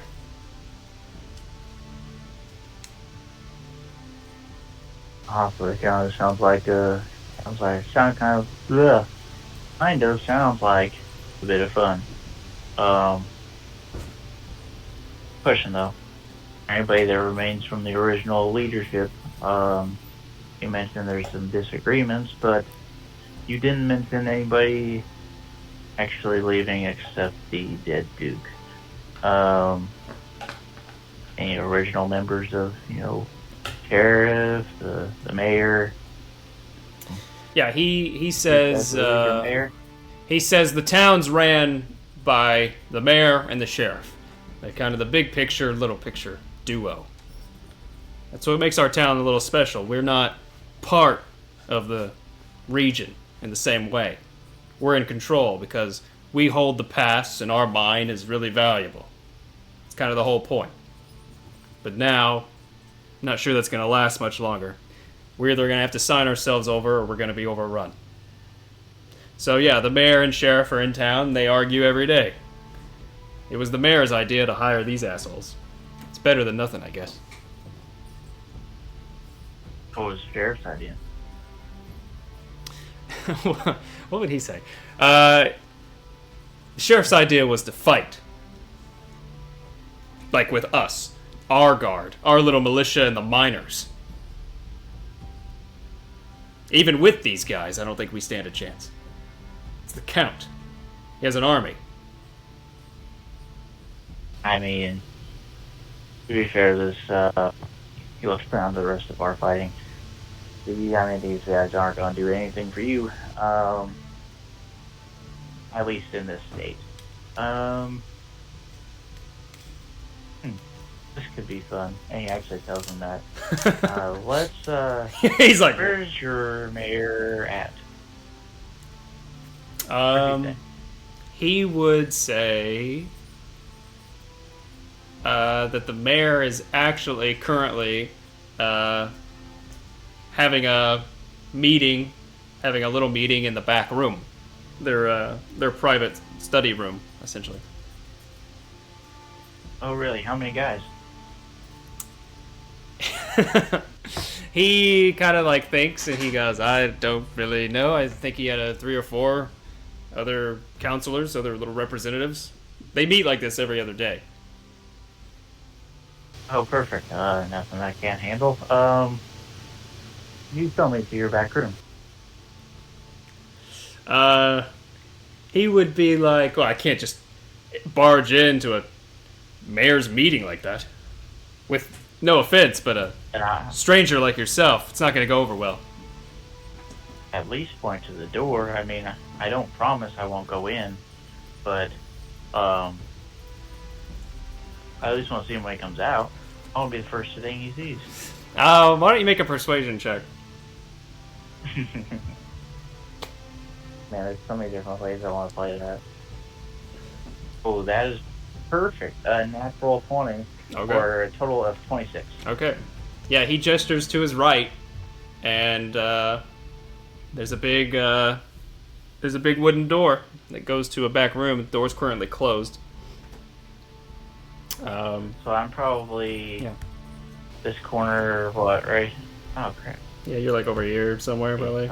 Hold that. Yeah. This corner. Yeah, I got you. And let me go. Hey, just, give me 1 second. I'm not going in. Don't worry. And then I look over the rest of the people stealing stuff and throwing stuff around. Yep. Grab the bottles of everything. I slide them over to him and say, "Hey, keep this. Keep that out of it." And I walk around to get basically right in front of the door, and I'll listen in, see if I can hear any conversation before. This whole time I'll stare at the barkeep and basically just put my finger and go, "Hey, one second." Yeah, well, you rolled so persuasively that he basically just pretends to not notice. He just pretends that he's not involved and that you're just doing your own thing, separate from him. Make a perception check. Perception.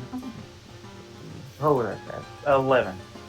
11? It just sounds like Charlie Brown talk. You just hear the...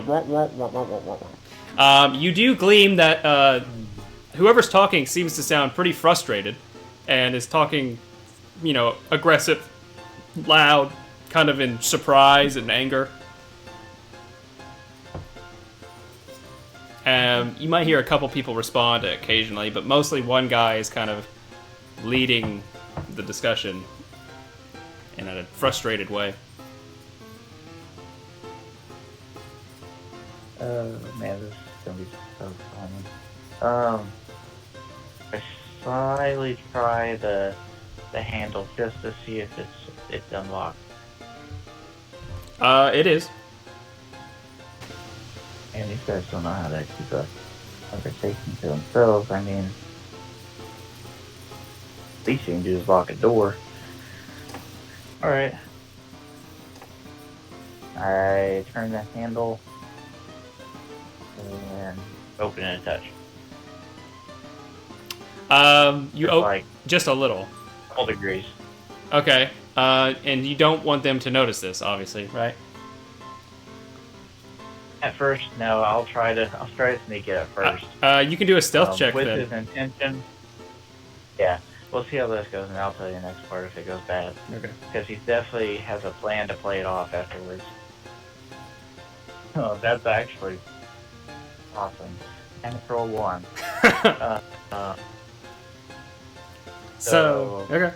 Yeah, you tell me what happens on this one. Yeah, so you you take the knob and you know, it's an old door. So the knob goes easy, but the second you start to open the door, it is the loudest creaking wooden door. You know, and it's only a few inches, but it just squeals, the wood squeaks, and like the hinges even creak and catch on the wood, so you have to give it a little force to keep going, which causes like a kind of blunt sound. And all of the talking kind of like just stops as they turn to see who's about to come in. They can't see you yet, but they assume that someone's about to walk in. Yeah. Well, kind of shrugs, opens the doors and goes, "Oh, this wasn't the bathroom. Are you the mayor?" So you open the door enough to see inside, and you see a portly, short man with very curly hair sitting at the head of a table where 3 other people sit on the opposite side of him. 1 woman and 2 men. And the man from the far end of the table, the larger set man, kind of stands up slowly, and he slowly just waves. And he eyes you, and he says, "I'm the mayor. Mayor Osric." repository. What business can I do with you? He seems very cautious. I mean, at first I was just looking for the bathroom. Then I realized that I keep getting knocked around in this place. What's up with your actual hooligans outside? Kind of a wreck. As you're talking, you notice that definitely the other three in the room are staring at you like they saw a ghost. Like they go pale in the face. But then as you're talking, your kind of general demeanor, they don't really relax, but they just kind of they don't freak out more. And then the mayor, he basically says something to the ilk of like, if you're referring to the Red Cloaks, then yes, that is a temporary measure that we are hoping to alleviate as soon as possible. Don't mind them, just keep your head down, maybe. Yeah, he's does not have a good suggestion. In fact, he might even be he might even try and like sell them a little bit, where he's like, but they have a good reputation, and they're very courageous, and they have a good pedigree of previous altercations that they've dealt with, so they can hold their own, and they're a little rowdy, but it's not so bad. All right, listen to Vito. One of your dudes has took me down outside. Tied the other one up because he, quote unquote, was trying to kill me, but I mean, I'm standing here, right? This is what's going to save this city. I think you're in the wrong department. I don't think these guys could stop me. My crew. And when you say that, he goes, and who might you be, good sir? Man, there's a lot of times I've been asking a question today. It's about, I'll give you one more. You can call me Shadow. He'd probably also follow it up with be like, okay, Shadow, who sent you? Are you from the north? Literally nobody. Oh. Well, good. No, I'm not from the north. No, I guess, sometimes I'm from the north, sometimes I'm from the south, sometimes I come from underground. I mean, I've been on the different planes. I just told her, yeah, I guess, in more places than you probably have. One of the other men in the chair, he's got like coveralls and a straw hat, right? He just kind of blurts out something like, you're not with the Count, are you? No, heard the name while I was, listening in the bar. Why is this Count after you? No, hold on. He told me why he was after you. I guess, what are you planning on doing to stop it, other than playing defense? All three of them look at their mayor, seemingly having a long-lasting opinion that the mayor does not share. And the mayor kind of he sits back in his chair, and he kind of like pats his hand so that you'll come into the room and close the door.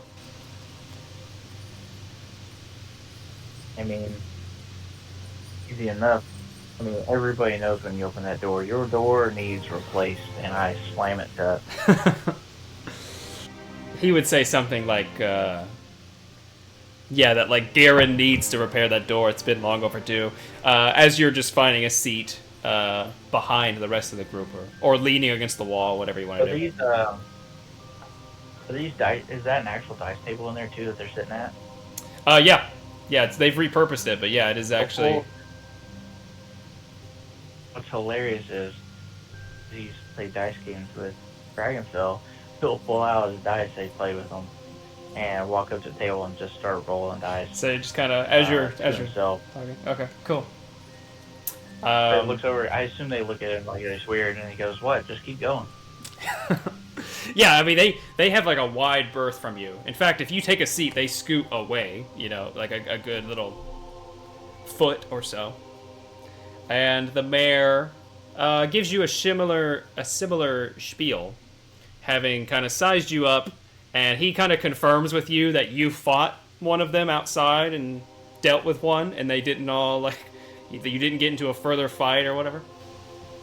So he gets like the little bit of a play-by-play from that, and then he will go on and kind of give you a slightly more detailed recount of what the bartender Garen told you, which is that when the leader of this country, ruler, the Duke, died, everything went into disarray. He died during the war. Not because of it, he was actually poisoned. And then in his death, there was no subsequent, like, Duke in line. So, with the war going on, everything just defaulted to the counts, who were under the Duke, ruling their own little respective regions. And this town, Vallen, lies in this count's region. And the previous, like, treaties or whatever were that this town would operate independently but still help the kingdom as a whole. But when the Duke died, the agreement technically defaulted, went defunct, and now the Count is trying to strong-arm the town into basically signing over themselves to him in complete fealty, you know? And they ultimately refused, which the mayor is upset greatly by that. He was totally willing to do it, you can tell clearly. But the sheriff caused a big uproar and a big fight, and it did not go well. So they did not make an agreement. The Count pulled his guards from the town, which left them only with their like town militia guard and the miners to protect it. And this is recent. This is like a week or two ago. Now, these mercenaries have been hired to protect the town because they anticipate and have basically confirmed that the Count plans to overrun the town and take it by force.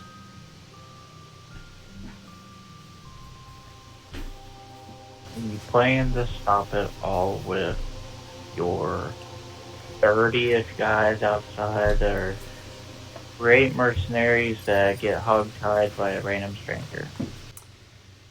The three representatives look at the mayor again with disapproval, but he kind of smoothly is like, you know, they work much better as a unit, and there's, you know, several more. There's many upstairs and other around the town.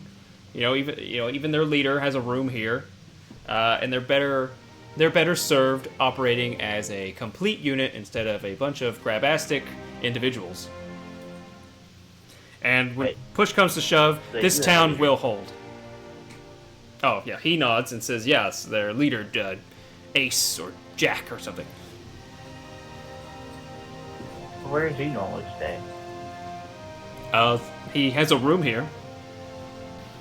Well, I will have to pay a visit to his room also. When you say that, they all kind of go, no. No.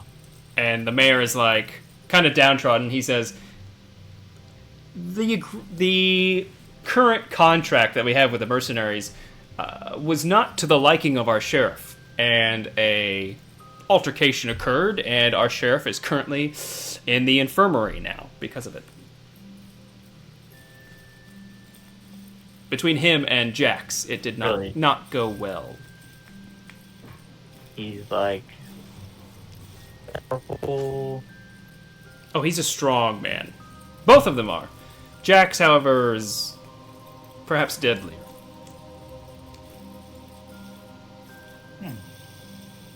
Nobody even meets him? I can't even talk to the guy? He kind of crosses his arms and he's like, I suppose it could be arranged, but what is your purpose in all this? To what end do you ask these questions, Shadow? To be honest, right now, I mean, I don't know. I don't know how invested I am in your story. I mean, you act like you got it all taken care of, but I walk in and kind of overpower your entire place. Sorry, didn't mean to offend you. But he shrugs. Are you for hire? No, I think. I mean, am I for hire? He actually started talking out loud. Never thought of it that way. I guess I always thought of it as, I had friends I worked with. Not for hire. I got things out of it. You want to hire me? He kind of throws a look to the other three who look perplexed. They're not really sure what to make of you. But the mayor says, basically to the ilk of, if you're capable and available, then an arrangement could be struck. I think we'll need all hands, as many hands as we can manage. Well, let me see. I got 2. Nobody outside's got 2. Speaker Merla has 2. The woman has 4. when you say that, the woman next to you spins in her chair and says, "What did you say, Merla? How do you know that name?" Yeah, she's like my best friend outside. I mean, that's the only person I met of this place that actually makes sense so far. Make a perception check.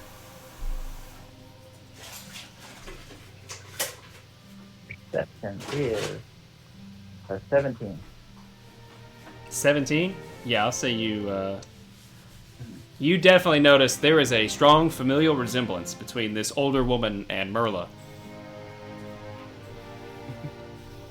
Oh yeah, you know her? She goes, "Yes, of course, that's my daughter." Oh, okay, related. Okay. Yeah, no, she's outside with my friends, unharmed. She actually saved somebody in the woods. I'd be proud of her if I were you, but yeah, I didn't feel like this was the environment that she could be walking into, so left her out there. As far as this place, I don't really trust any of you right now, but I mean, and I kind of, he looks at like his bag of holding. I kind of don't need any like gold at this point. You can pay me enough to even be worthy or make it worthwhile. I guess what else could you do for me? He basically says that they are a well-endowed mining town with a great deal of resources, particularly gold. They have a good stash. Outside of that, he's not 100% sure what to offer you. As he understands, mercenaries operate on gold. I don't have a specific amount that he would offer, but it would be significant. It'd be several hundred, maybe 1,000. But he's kind of business savvy, and he's kind of letting you set your price rather than offering one. How about we start off? I'll see what this has in store first. We'll see if it comes to gold, but as of right now, I just want a favor. An open favor that I cast in on. He would question this a little. He would be like, in what manner would this favor take? I mean, if I just need a little gold, a place to stay for the night, I don't really know what you got going on here, so I can't really put a number on it. I haven't met this guy that supposedly put your sheriff down under the sheriff that leads this place. He could bring the price up, this count guy could bring the price up. I like the little town. It looks nice. Should be ashamed to let somebody else wipe it out. I just want to put a little stake in what happens. Is this kind of like some board meeting here, I assume? The mayor is basically like smiling and nodding, and he's basically all ready to shake your hand and establish a deal when the other man at the table, short hair, also short in stature, kind of squirrely looking, gaunt features, in like a big bulbous jacket and vest. He kind of, in a whisper that is very loud, he goes, we should tell him. We can't sign him on without him knowing what he's getting into. And the mayor's like, just kind of stares daggers at him, and then the man stabs his finger down onto the papers in front of the mayor, and he says, you need to tell him. So, Mayor, I actually like this guy. You can literally tell me anything. I don't know what's going on here. Please enlighten me of everything on the table before I get my hand dealt in this. The mayor takes a big sigh and leans back in his chair. He stares again at the shorter man, the merchant man, and then he finally kind of combs his fingers through his hair, and then he says, we've just received a new report. Our sheriff, Vincent, he has connections outside this town. He's a good man, but he has a checkered past. One of his people just brought us word that the Count has formed an alliance with a nefarious being. And then the farmer says, yeah, that's not all. He's a fucking necromancer. And the mayor sighs and goes, yes, he's apparently a necromancer. Some dark being living in his dark tower in the shadows. This bodes ill for us. If he has an alliance with such a being, then he would no doubt use those forces against us. Fighting men is one thing. Yeah. Fighting zombies, undead. Can't even imagine it. Yeah, I'm pretty sure your fellas outside can handle such a thing as of the state they're in currently.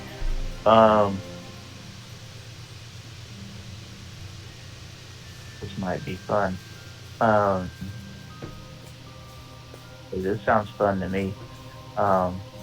Here's the problem though, your price keeps going up. I'll give you let me sleep on it. I'll give you some thoughts in the morning on what I expect out of this, but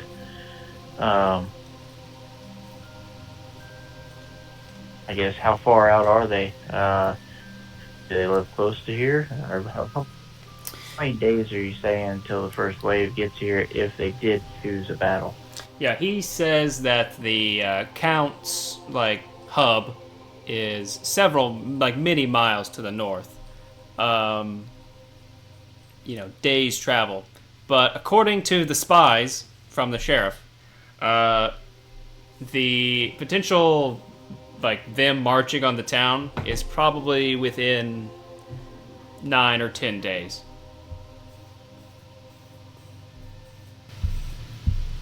So no time at all compared to what we get to deal with out here. We kind of get your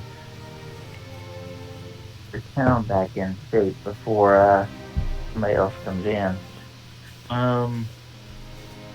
Really want to talk to your infamous Jack dude. Let me get you a price in the morning of what this is going to be. If I'm going to be here in the morning, because I might go talk to Jack. We'll see.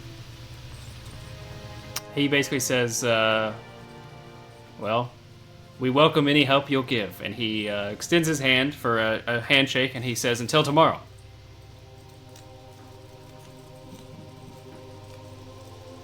Goes around to all the rest of them. Yeah, I'll see you tomorrow.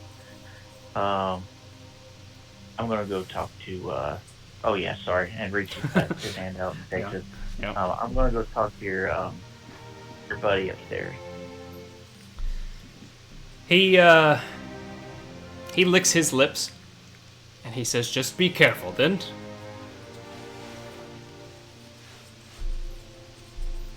I mean, I did. Yeah, we're not gonna go there. Yeah, have a good night, and I proceed to go. Okay, yep, you leave the room. The three, actually all four, watch you keenly leave the room and close the door behind you. The bartender sees you walk out and then just looks the other way and goes back to tending. I walk up to the barkeep. I go, hey, that glass that you took, can I, He scoots the glass and the rest of the bottle, which is probably like less than half of it left, scoots it over to you. You know, my gold covers this, right? He actually just shrugs and he says, in a week it might not matter, so enjoy. Okay, here's 5 more for the bottle.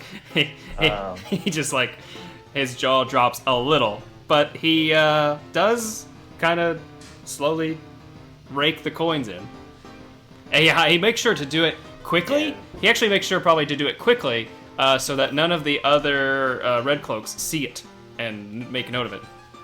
Yeah. So he kind of actually like scrambles to like hide it. Yeah, Shadow doesn't really care as much about the money, and he kind of needs it more. He's going to take this bottle and the glass. Oh, and he stops by and goes, hey, can I have, I give you a pretty penny for that. Can I have 1 more glass? He gladly reaches down and finds a matching glass to the one you have and gives it to you. Thank you. I will be right back. Oh, and if I'm not back in probably 10 minutes, that'll be alright. I'll be alright. And then I go to start going up the steps and figure out what's upstairs. Okay. He watches you a little dumbfounded before one of the maidens kind of like stumbles over, having been like jostled, and makes basically another request for another bottle of something, and he goes back to work. You go up the stairs. The stairs wrap up to the 2nd floor, and then you see basically a 3/4 ring that kind of overlooks everything. So from the 2nd floor, you can look down and see basically everything but the bar from where the 2nd floor sits. So you can look over the railing and see the whole main room below. And then all along the wall are several doors to different rooms. It's probably, I don't know, 5 or 6. Okay. That changes things. There's probably 2 that the doors are open and empty for sure. The other 3 or 4 doors are closed. Okay, so I'll walk up to just the nearest door. So there's no telling anyone apart. He'll walk up and knock on the door. There is no response at the first door. Jack. Okay, so the 2nd door, same thing. Just get a little knock. Hey, Jack. At the 2nd door, you do hear a scuffle and then a what? Oh, I'm glad you're in here. Let's see. Oh yeah, I said, hey, I have a word with you. There's kind of a pause, and then he goes, "Who the hell is this?" And you hear more shuffling of things inside.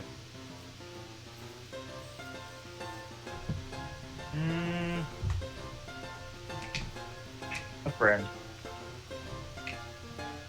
Make a persuasion check.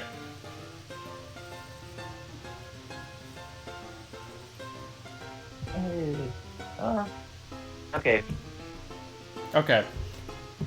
A few minutes go by where you just hear shuffling and nothing else. And then the door swings open. Swinging open the door, you see a 6-foot-tall, dark-skinned, nude man. He is rippled with muscles and scars. He has a scar on his face. He has a kind of like a 5 o'clock shadow and a very short, dark hair. Basically like a crop cut of hair. A very military look. But he is fully nude, holding a bundle of fabric in front of him, but it's not really covering him much at all. Like the sheet from the bed, he's holding it, but it's not covering much of anything. Oh. And then he swings the door open, and then he flinches when he sees you, and he goes, "Who the hell are you? What the hell do you want?" Just grab on in. Congrats, by the way.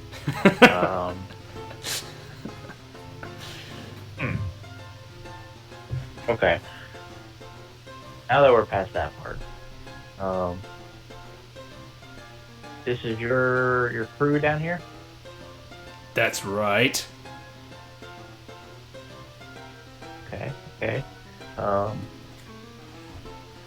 Be mindful I'm not from here, so I don't know, but I'm gonna try to help out your guys' situation. He goes, "What, you looking to join?" I think I can, you really think I want to join? I mean, your guys tried to harass me outside, and I hogtied him to the post with ease. He actually kind of chuckles, and he goes, "You hogtied one of my men." Yeah, I had no idea who the dude was. He really insisted on, air quote, killing me, but pretty sure he tried to use a sword, a dagger, his fist. It was actually kind of funny. I don't think you could stop it for me, man. He kind of takes a step out of the door just to get a little closer, and he tries to peer through the helmet. But of course he's met with just darkness, right? Like veiling magical darkness that veils you. And he tries to peer in, and staring into the helmet, he goes, "Have you ever killed a man?"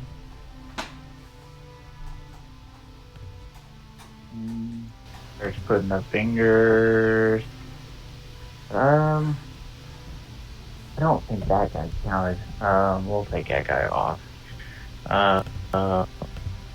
Yeah, quite a few of them. There's a lot of things in there. Monsters, demons, you name it, I probably got it. He stares another few seconds before stepping back into the threshold of the door, and he goes, "Well, that's all it takes to become one of us. Don't have any spare cloaks, but if you're looking to sign on, we have the room." I grab this vial from. I reach down in the bag, grab a vial out. Like, this is actually acid from a gigantic frog creature with a lot of tentacles. So yeah. Yeah, show him the vial. Show him the vial. Get away. I don't really appreciate the offer. But joining, I feel like I'm on the same rank as them. Yeah, he basically says something like, "Well, that's all well and good, but I haven't seen shit. So, if you want a red cape, that's fine. But until I see you do something, I can't take you just at your word. We're not picky, but you gotta prove yourself under my eye." What do you want to see? I'm not I'm not gonna walk in here like you did, but Yeah, he basically says something like, hog tying a guy's fine, but in a few days' time we're gonna have a real battle on our hands. Maybe then I'll see what you're made of. I'll see what really is under all that armor, I guess. few days in a battle. What you got in store? He kind of leans back on his heel. Got plans to bolster the wall. Gonna set up men out along that wall. Might even have a few enough horses to have a cavalry. That'd be great. If we can rally that, that'd be nice. Otherwise, we just hold this town.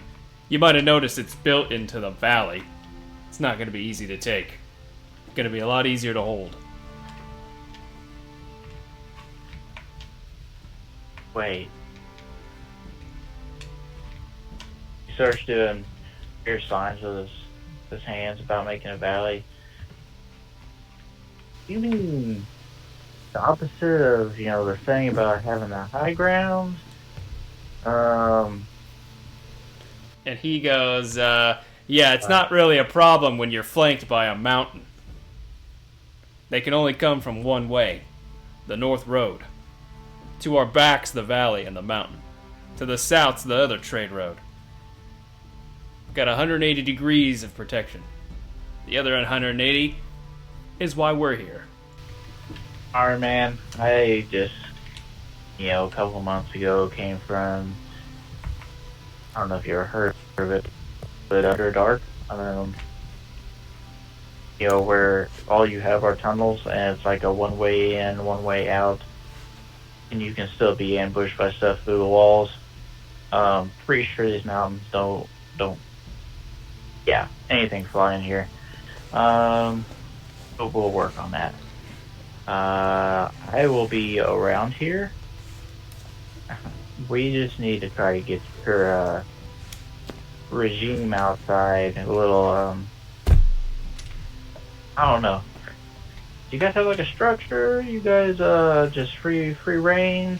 They're kind of all like just out there.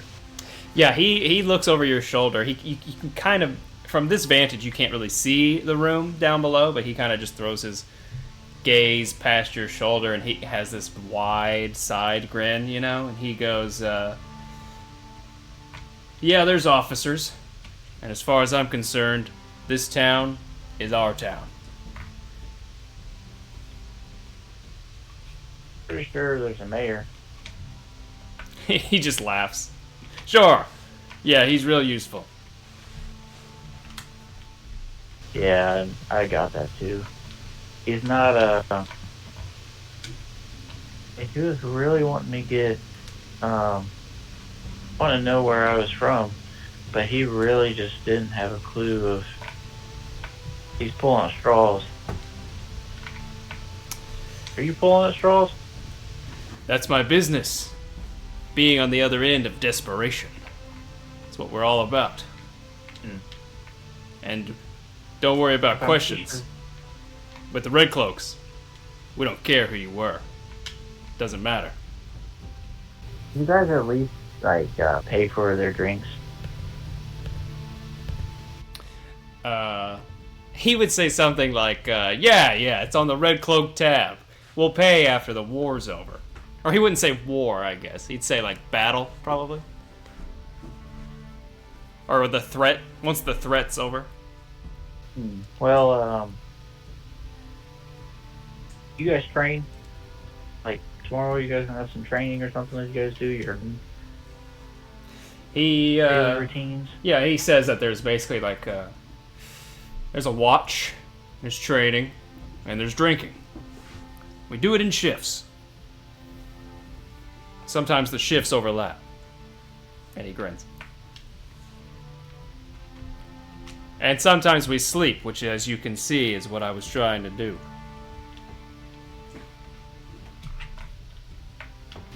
Man, you guys are doing some work. Okay, well, it looks like you need your beauty sleep. I want to go find some more information out. Um, yeah, have a good night. I turn, and as I walk out, I go, oh, the only way you can probably pay is if you're here after the war and not slaughtered because all your guys are incompetent. Have a good night. I walk out. He just watches you go, and then once you're like kind of down the steps, he just slams the door shut.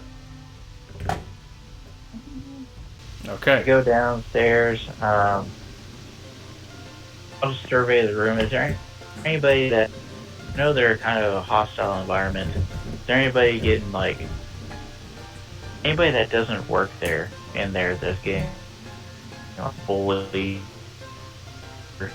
Yeah, I'd say so. There's definitely a handful of people.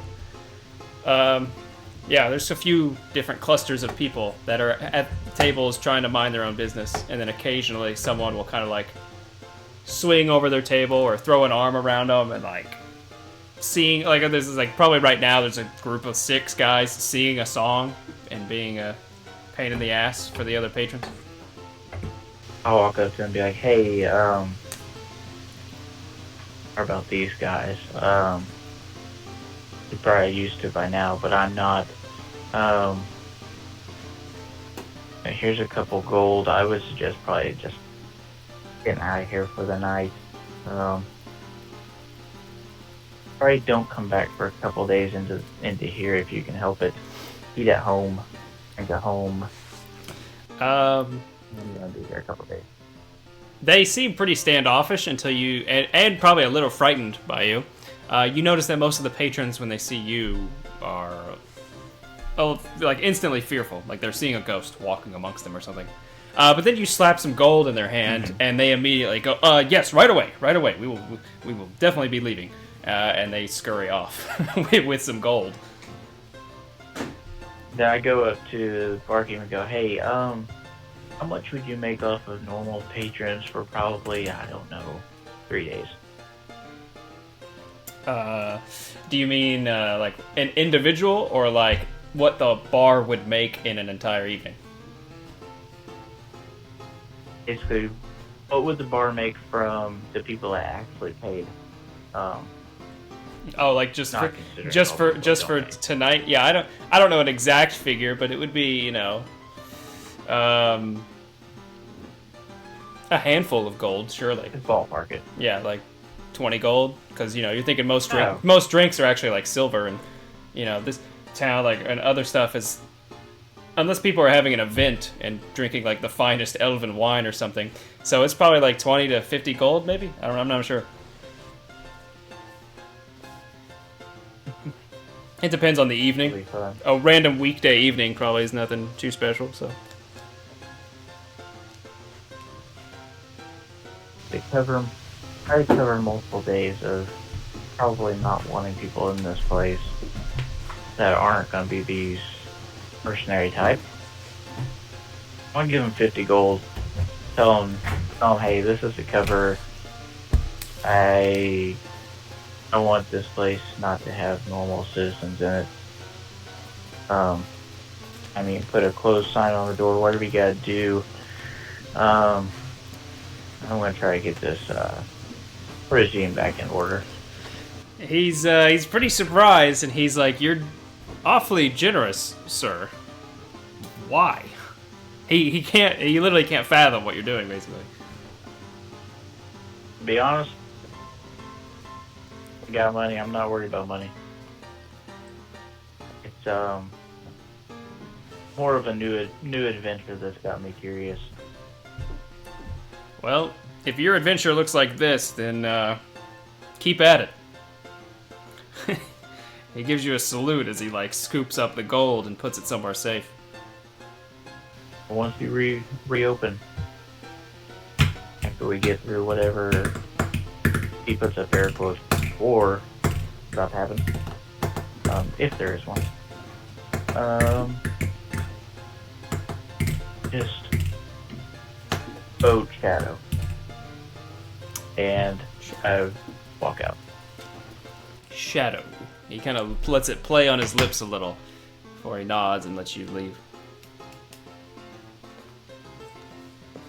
Hey, I guess yeah, he'll try to walk out to the little station outside with the golem and everything, and look at the golem and go, we need a better catchphrase than Boat Shadow, because actually she's right here, so I'm not going to say what I'm about to say, but she'll have a good ring. Good rain. We need something fun. We need something fun. He just the golem just stares at you. Yeah. Alright, Merla. So, put your mom in there. And let's do a side meeting. Yeah, she would say that she would tell you that like that makes sense because her mother is one of the representatives of the town. The different groups led by merchants, herbalists, or like townsfolk, farmer, etc. Miners, you know, they work in different groups. They all kind of have like a town council of sorts. Well, they were very quick on trying to hire me in this place. Yeah, she says something like that's what the mayor does. That's the mayor's go-to move, spending the town's gold to try and deal with all of its problems. Funny enough, I'm not too big on gold.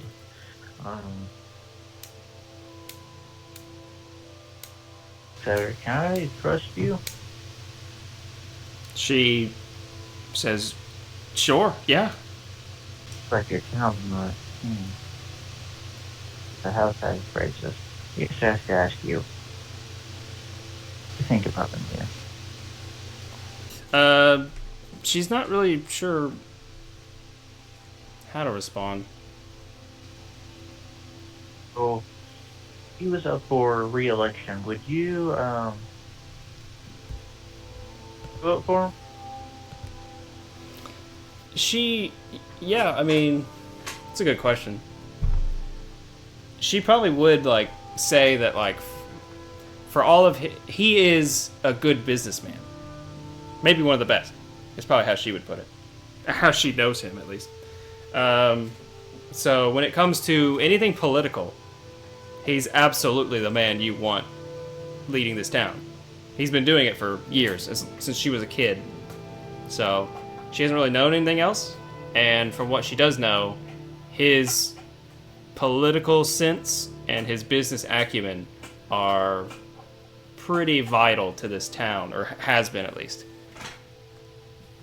The Duke was the military leader, basically, on your guys' side. She nods and says that, yes, the Duke, he was a good man. And it was that treaty that held and made everything prosperous. And it was technically still the Count's men that guarded this town, but he served the Duke and did as ordered. And so as part of that agreement had a contingent of guards stationed here. So basically she's like, the Duke was a good man, and when he died, everything fell apart.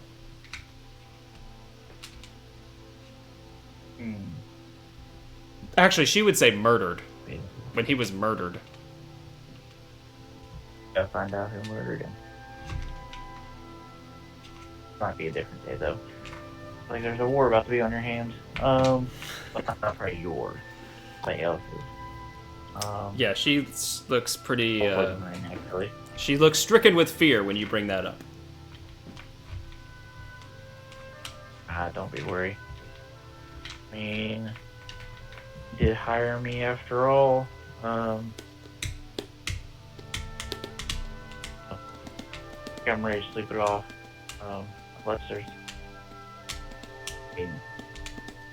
like anywhere great to stay. I'm not staying at this place. Yeah, I mean, she probably tells you that like there's a There's another inn, a smaller place, but a quainter place, up the road.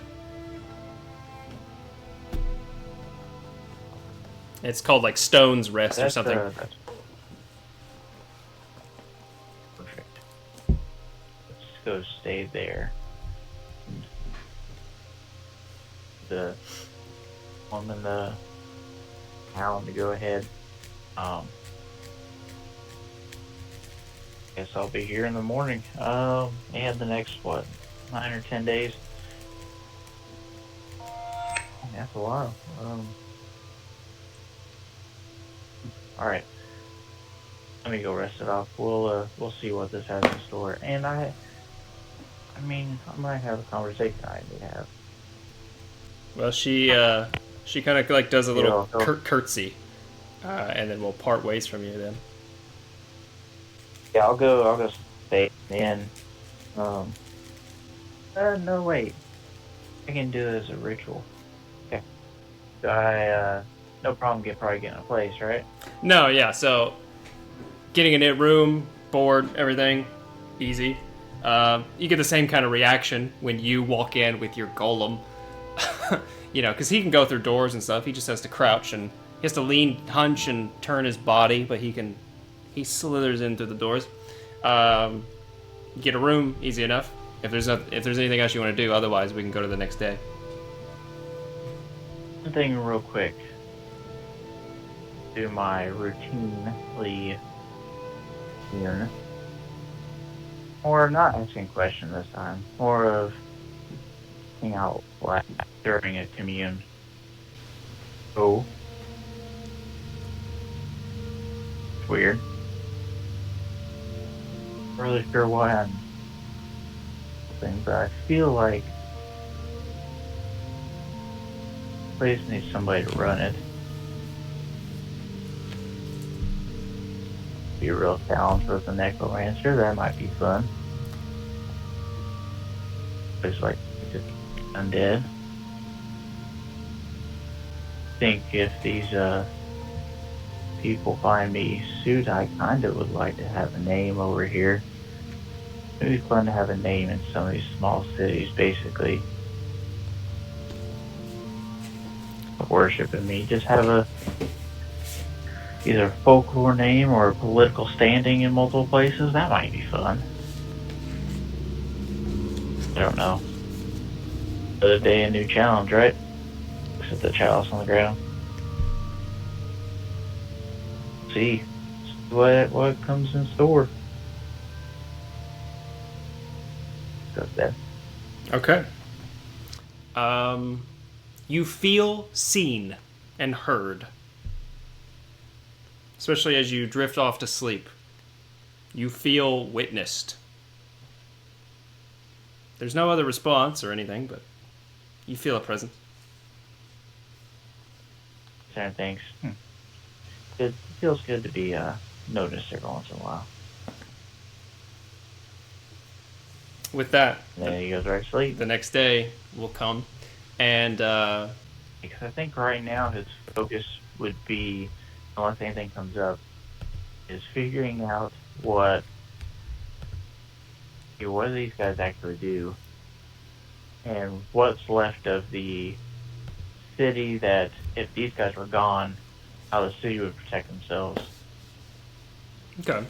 Yeah, he's just going to do some exploring. Yeah, then we can definitely check those boxes off. The first thing that's fairly easy to answer, and you kind of got a little bit of this from the mayor, I think, was it the bartender? I don't know. Was that the mercenaries are bolstering the forces here pretty well, in the sense that without them, the only physical defense, or I guess manpower defense, are the town guard, which is essentially, if you're thinking of warfare, it's a single unit of like infantry, right? Basically a standing guard plus the militia, kind of all together. And then there's also the town miners, which are just the workers. And there's just a lot of them, because it's a big mine. It's a major mine. Right. Probably something really really valuable. I don't know if it's iron. I mean, there's also probably a lot of gemstones and stuff, but probably like something like iron or silver, something very essential. That's why it's such a valuable place. But yeah, really the physical manpower part is the town guard, which is no longer bolstered by 100 plus soldiers. It is just the guards and the miners. But with the mercenaries, there's a lot more manpower. Several more people. I don't know, numbers wise, there's probably, over 100. Maybe 100 mercenaries, I guess. So they're pretty essential to having an actual kind of standing defense. They are essentially filling in the slot that the old soldiers left behind. And then, what was the other question you had? What they were before, or what their deal is? Yeah, I think he just wants to see what their regimen is. Basically, go out and so if they train, what they do. Basically, keep track or tabs on this bad guy. Right. Yeah, you learn. He actually does anything with them? Yeah, you learn that he kind of has essentially a night watch. He's more of a night owl kind of guy, apparently. In the sense that he operates during the evening hours, typically. And yeah, the guards, there are officers that kind of keep the men in line within a certain reason, right? That there is a watch that kind of or a patrol, I guess, that kind of meanders through the town. And though they slack, there's also a group that occasionally watches the outer walls, But it's pretty lax around here. Until something major happens, they do whatever they want. And there's no... the town guard also exists, and they're the ones that kind of do the real work. Especially in terms of, law enforcement. But they can't do anything to the mercenaries, so... There's not a lot they can do other than their job. And then in terms of the town itself, it has, you see all the different buildings it has, all the different shops, general stores, smithy, cobbler, tanner. It has all the major functions of a town. There's kind of a trade square in the middle of town. And then the mine is a mile to the east. So you can see that there's a third gate that goes into the valley, flanked by the mountains. And so the miners every morning leave and every evening come back. And then talking with the mayor in the morning, basically I'm assuming this, he learns through discussions with you of your capability, your kind of accolades, just whatever you end up telling him. Which is enough for him to basically be well, with the sheriff out of commission, and the sheriff's not necessarily unconscious, he's just in the infirmary from an injury, or from wounds, I guess. So he's not dead or unconscious, but he can't do a lot from in there, other than talk and take papers, send more messages out. The mayor is basically well, we need another hand on deck, another military advisor. There's only so much Jax can do, and Jax is kind of a bog standard guy, right? When it comes to the defense, he takes things very as they come. He's not a strategist. Yeah, and he technically isn't, he's just a for-hire. Yeah, exactly. He is temporary, and... I think you're certain... I'm telling you how to run your city here. Not here, mayor. You could probably deal more with the day-to-day. Or heard that the Duke tried to help out some, and the Count kind of controlled the area, or the guard. I don't know, depends on how it works out here, but your town might need somebody like this permanently, honestly, the way things have been. So, you trying to offer me a position? He does acknowledge that, and he says that like that's on the docket. Basically, things have been a madhouse the last couple weeks as they prepare for their city to be sieged. So the short term is much more important than the long term for him. And getting the mercenaries was priority number one, and that ended in some bloodshed. So you're catching him and the town right in the sweet spot of terrible. But he agrees with you that some accord will have to happen, but it will have to be struck down the road because basically they know, or he knows rather, that the Count has a good chance at like getting away with this because he's going to be taking over a place that has all this resource value and not a military value. Really. I mean, I guess an outpost in the valley could be helpful, but it's mostly the mine, right? And if he's making alliances secretly, then he's vying for power to increase his region. And if he can take this, that's another major feather in his cap. And the reason he'll probably get away with it is because from the Queen's perspective, and the kingdom as a whole, nothing will be changing from their side. In fact, it would only be better from their side, right? Because if he owns it, then by proxy, the kingdom owns it. Instead of it being like an alliance, it's like they serve them, and right. So it will only hurt the town, and it will only better serve the kingdom. So they can't really beseech the queen or anything other than like local allies, because really, from a political standpoint, the queen has no incentive to help or step in. And with everything going on, the chaos of the war just ending, they're not really equipped to do much about it anyway, probably. And then he also would tell you about the sheriff. Vincent is a very hard-headed man, but he's very skilled as well. And he has all these connections. So that's how they're learning these things. And it's the only reason that they're not, like, going to be caught blindsided, basically. So they kind of need to leverage all their assets to protect their town long enough to rebuke the Count and his apparent new alliance.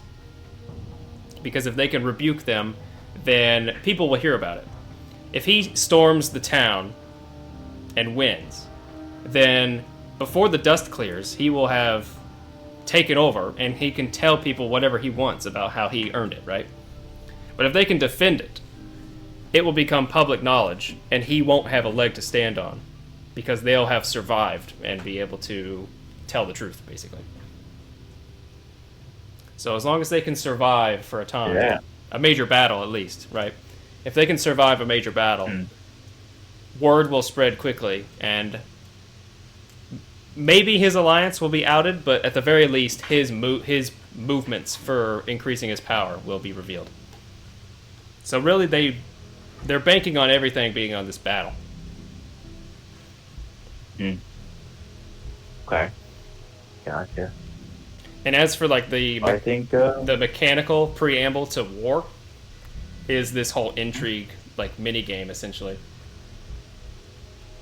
which is where this town and the Count's city have like stats. Their domains have stats, and you do like D20 rolls to attempt to do different things to either help you or hinder them in the lead up to the battle. Gotcha. And each round is like a day, essentially, like a domain day. But that can like, not all of that needs to like would be like role played or anything. It would just be like you break a roll, and then based on the results of your roll and then the enemy's roll, we talk about the results each round. But if there's anything like on the ground level that you want to do, you can do that as well. Probably most of ground level stuff would just be communicating a lot with consult, like the whole Merla deal. Probably trying to set order to the tavern that they destroy every night. Just that sort of thing. As far as helping and stuff, I mean, yeah, he's gonna help train and up stuff, show them how things should be done. Probably will tell Mary, yeah, I will be your figurehead of war. Okay. Yeah, I guess that's the big question is, like, are you creating this, understanding that you're operating under the mayor, under the town's behalf, or are you operating under the mercenaries, under, like, Jack's command?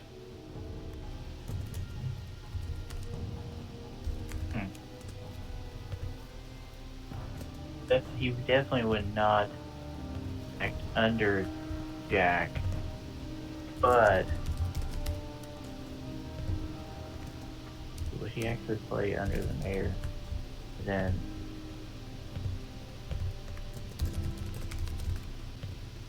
maybe try to play both sides, but I guess for thematically for this battle thing doesn't make a difference on which side, I guess. Because it'd be either building up, would it be, I guess, technically building up mercenaries versus building up the town? Not necessarily.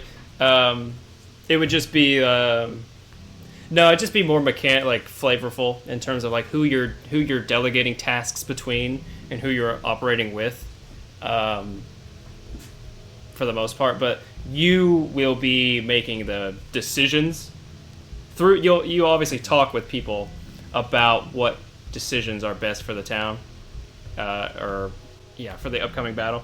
You can talk amongst them about those decisions, but who you're technically working with is more just a thing I would like to know. Like if you're saying you're like an official red cloak, or if you're like I'm creating a freelance independent thing with the mayor. I would say he works more with the mayor side of things. Okay. Namely because he asked for, I feel like that board, those meetings that they were having between all the like higher ups or whatever. Yep. Yeah, he wants a spot in there. Okay. And he actually mentions that to the mayor too. Of hey, if I'm going to lead this, I need to know everything, every inside detail, and know your whole city. Okay. Well, with you guys striking like an actual kind of, because he probably has it written up. You know, he's a man of paperwork, so he has a contract probably written up. It's short term. It's literally until like this is all settled. But yeah, it has like a lot of like pending the results. Blah blah blah blah will happen, right? And including your favor is written in there. But also the ability for you to like, you know, effectively be considered a resident, have the rights within. That kind of thing. Mm-hmm.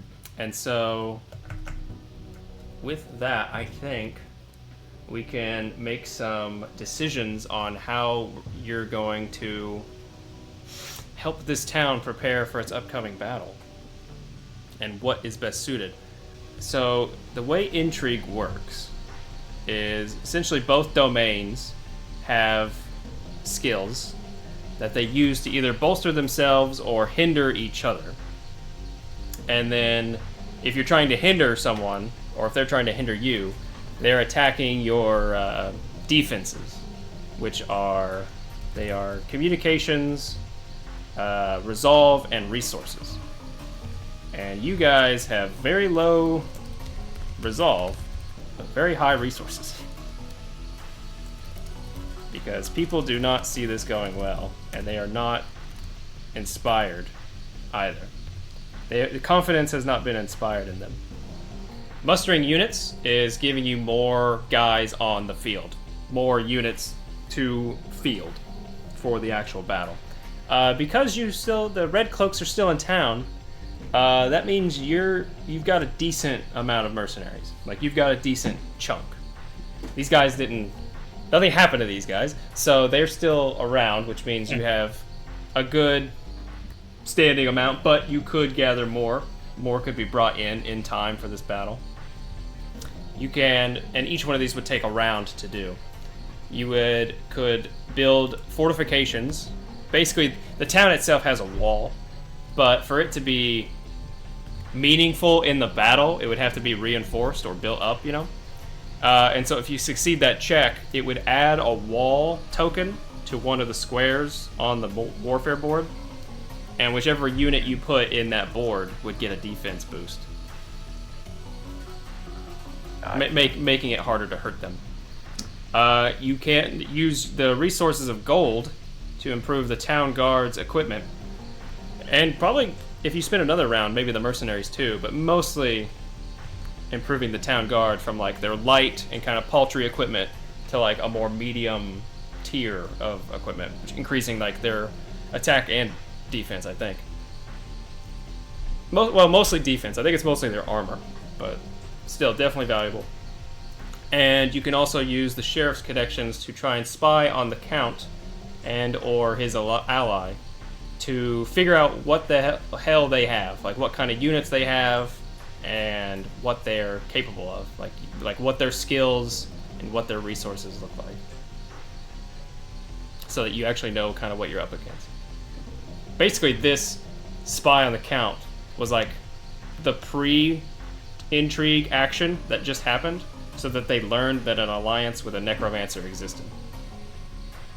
Yeah. Now, with these 5 rounds, you could further that and actually find out what units they have specifically at their disposal, or that they're gonna field on the day. That's most of what you have. These 4 skills: diplomacy, espionage, lore, operations. Those are the 4 skills you use to do things like this. The 4 kind of options up there. But you could also use diplomacy. It's not really super usable here, but it would be for like creating alliances with other local powers. Yeah. In fact, you do know about some Centaur. Yeah. Yep. That is. They definitely hate him. But you did help one of them, so saved one of their lives. That is true. So you might have something. Might not be easy, but it could be helpful. And then espionage is all about the spying or sabotage. Lore typically deals with learning arcane or magical secrets or information about your enemy, or it can be used kind of outside war to like learn about the world. But as for this, it would probably mostly be used similar to spying, but it might be to learn different kind of details about the necromancer. And then operations is kind of the grab all skill for everything else, just what your people are capable of doing and how they do it. So basically, there's 5 days. Yeah, over like, because some of these, we'll say it's like 7-8 days until the battle, you know, but we'll say 5 domain turns happen, and some of those might take more than 1 day. But we'll do 5 rounds of intrigue, and then the warfare will be. And I'll say we'll decide on these 5 rounds tonight, and then we'll actually do the proper final warfare battle and then boss battle after that, or the next time we play. Sounds good to me. What's he want more of? Well, Centaur can hurt in system, but I don't know if he wants to go that route. So basically 5 rounds, 5 of those muster units, build fortifications, improve, or spy. Right? Yep. Yeah, I put these 4 as like basically the main, like technically there are other noodly or options, but these 4 things up here I figure are like the major options. You can get creative. Yeah. If you think of other things that you think, like if you think of something specific, like, oh, I want to sabotage this dude's paper trail so that his communications between him and his ally are muddled, and then you can make an espionage check, and if you succeed, his defense score will go down. Because essentially what happens is your defenses have a number here, and that's the DC that they have to beat to hurt it, or your DC to improve it. And each time you do, you start at 0 rank-wise, and every time it goes up 1, up to 3, and then every time it gets sabotaged, it goes down by 1, down to -3. And those are just like passives. So right now, your rank for all of these is 0. Plus 0. And if you want to make them better, you can, and it gives you little buffs. It gives you like passive buffs. but it takes a round, takes one of your actions to increase it. But your enemy also has a turn, and they might spend their turn trying to hinder you instead of anything else. Definitely want to work on that resolve. In terms of like resolve. in terms of like consulting the other people, Jax definitely thinks the town needs a better wall, and the mayor is like, well, we have plenty of gold. We could definitely outfit our guard better. We could spend money and use our trade routes and get these boys some better equipment. Those are their suggestions, I'd say.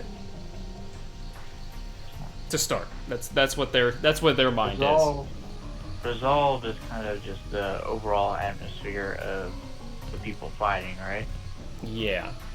In terms of what that gives you, if their resolve is higher, then during battle, you specifically, as like a commander, will get like, I think, let me check it. If you increase their resolve level, because the number isn't, the 10 there is basically like, think of it like a strength score and then a strength modifier. Right now their strength score is 10, and so it can't go up. That number can't go up until they level up, until the town's domain level goes up. But its rank here, the +0, the modifier, can. And so if you spin around bumping it, that can go from a 0 to a 1, which will make them loyal and give you, the commander, an increase of 10 feet in combat against the enemy domain. So in the final battle, you would get a little buff. And then if you did it again and made their resolve +2, during the first round of combat against an enemy commanders, you would be able to cast a spell or make a weapon attack as a reaction before anything else. So you get almost like a free action. Because they're so inspired, it elevates you to be able to act better. That's how resolve kind of works in this one. Gotcha. Okay. I do think the fortifications would help. So I do think building a better wall with some sentry points on the outside of it would probably help. Okay. I'd say we start there. I like it. For fortifications, for this first round, what you're going to do is you're going to roll a d20, and I need to see what the DC is. Because a lot of times the DCs are low, but you don't get a lot of pluses to it. Gotcha. Let's see, where's fortification? Okay, I'm going to say it's an operations test, because I think that has to be what it is. And then your skill for your town is a +2. +2 to operation checks. So roll a d20 and add 2. That sounds bad. Natural 1 +2. Okay. Well, a natural 1 is pretty bad. Oh, I'm sure that I don't bet you on that. You see, if the test fails by 5 or... Make it worse. Yeah, you actually destroyed the walls. If the test fails by 5 or more, the fortification can't be built, and the player must wait for a new domain turn before they can try again. So, so 1 round down for you. 1 round wasted. I guess I should make these not giant, huh? I think it's even worth it because these people suck at building. Change the font of this. So round 1 was a wash. Why can't people suck at building walls? But the enemy's turn might not be. Yeah. The enemy is going to... They spend this turn mustering units. That's a good option. So I will roll for that. I mean, I have create undead too, but yeah. They do succeed. Yes. So I do tell you that because it's such kind of a larger. I guess it's not even a scale thing so much as like it's assumed that both sides basically have spies in some regard. So the knowledge of what they're doing isn't hidden, but sometimes the details are. So for this instance, they succeeded mustering, but you don't know what they mustered. You don't know what mustard they're using.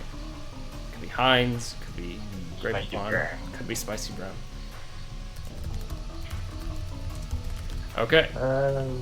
You gonna try again on round 2? And they suck at building walls. I don't know if they deserve a bigger wall. Yeah, it's basically like like the coordination just isn't there. Like there's the lumberjacks, and then there's the mercenaries, and then they're tearing this timber that they use for other things, and they're trying to build the fortifications to bolster what they already have, but it's just not coming together for that first day.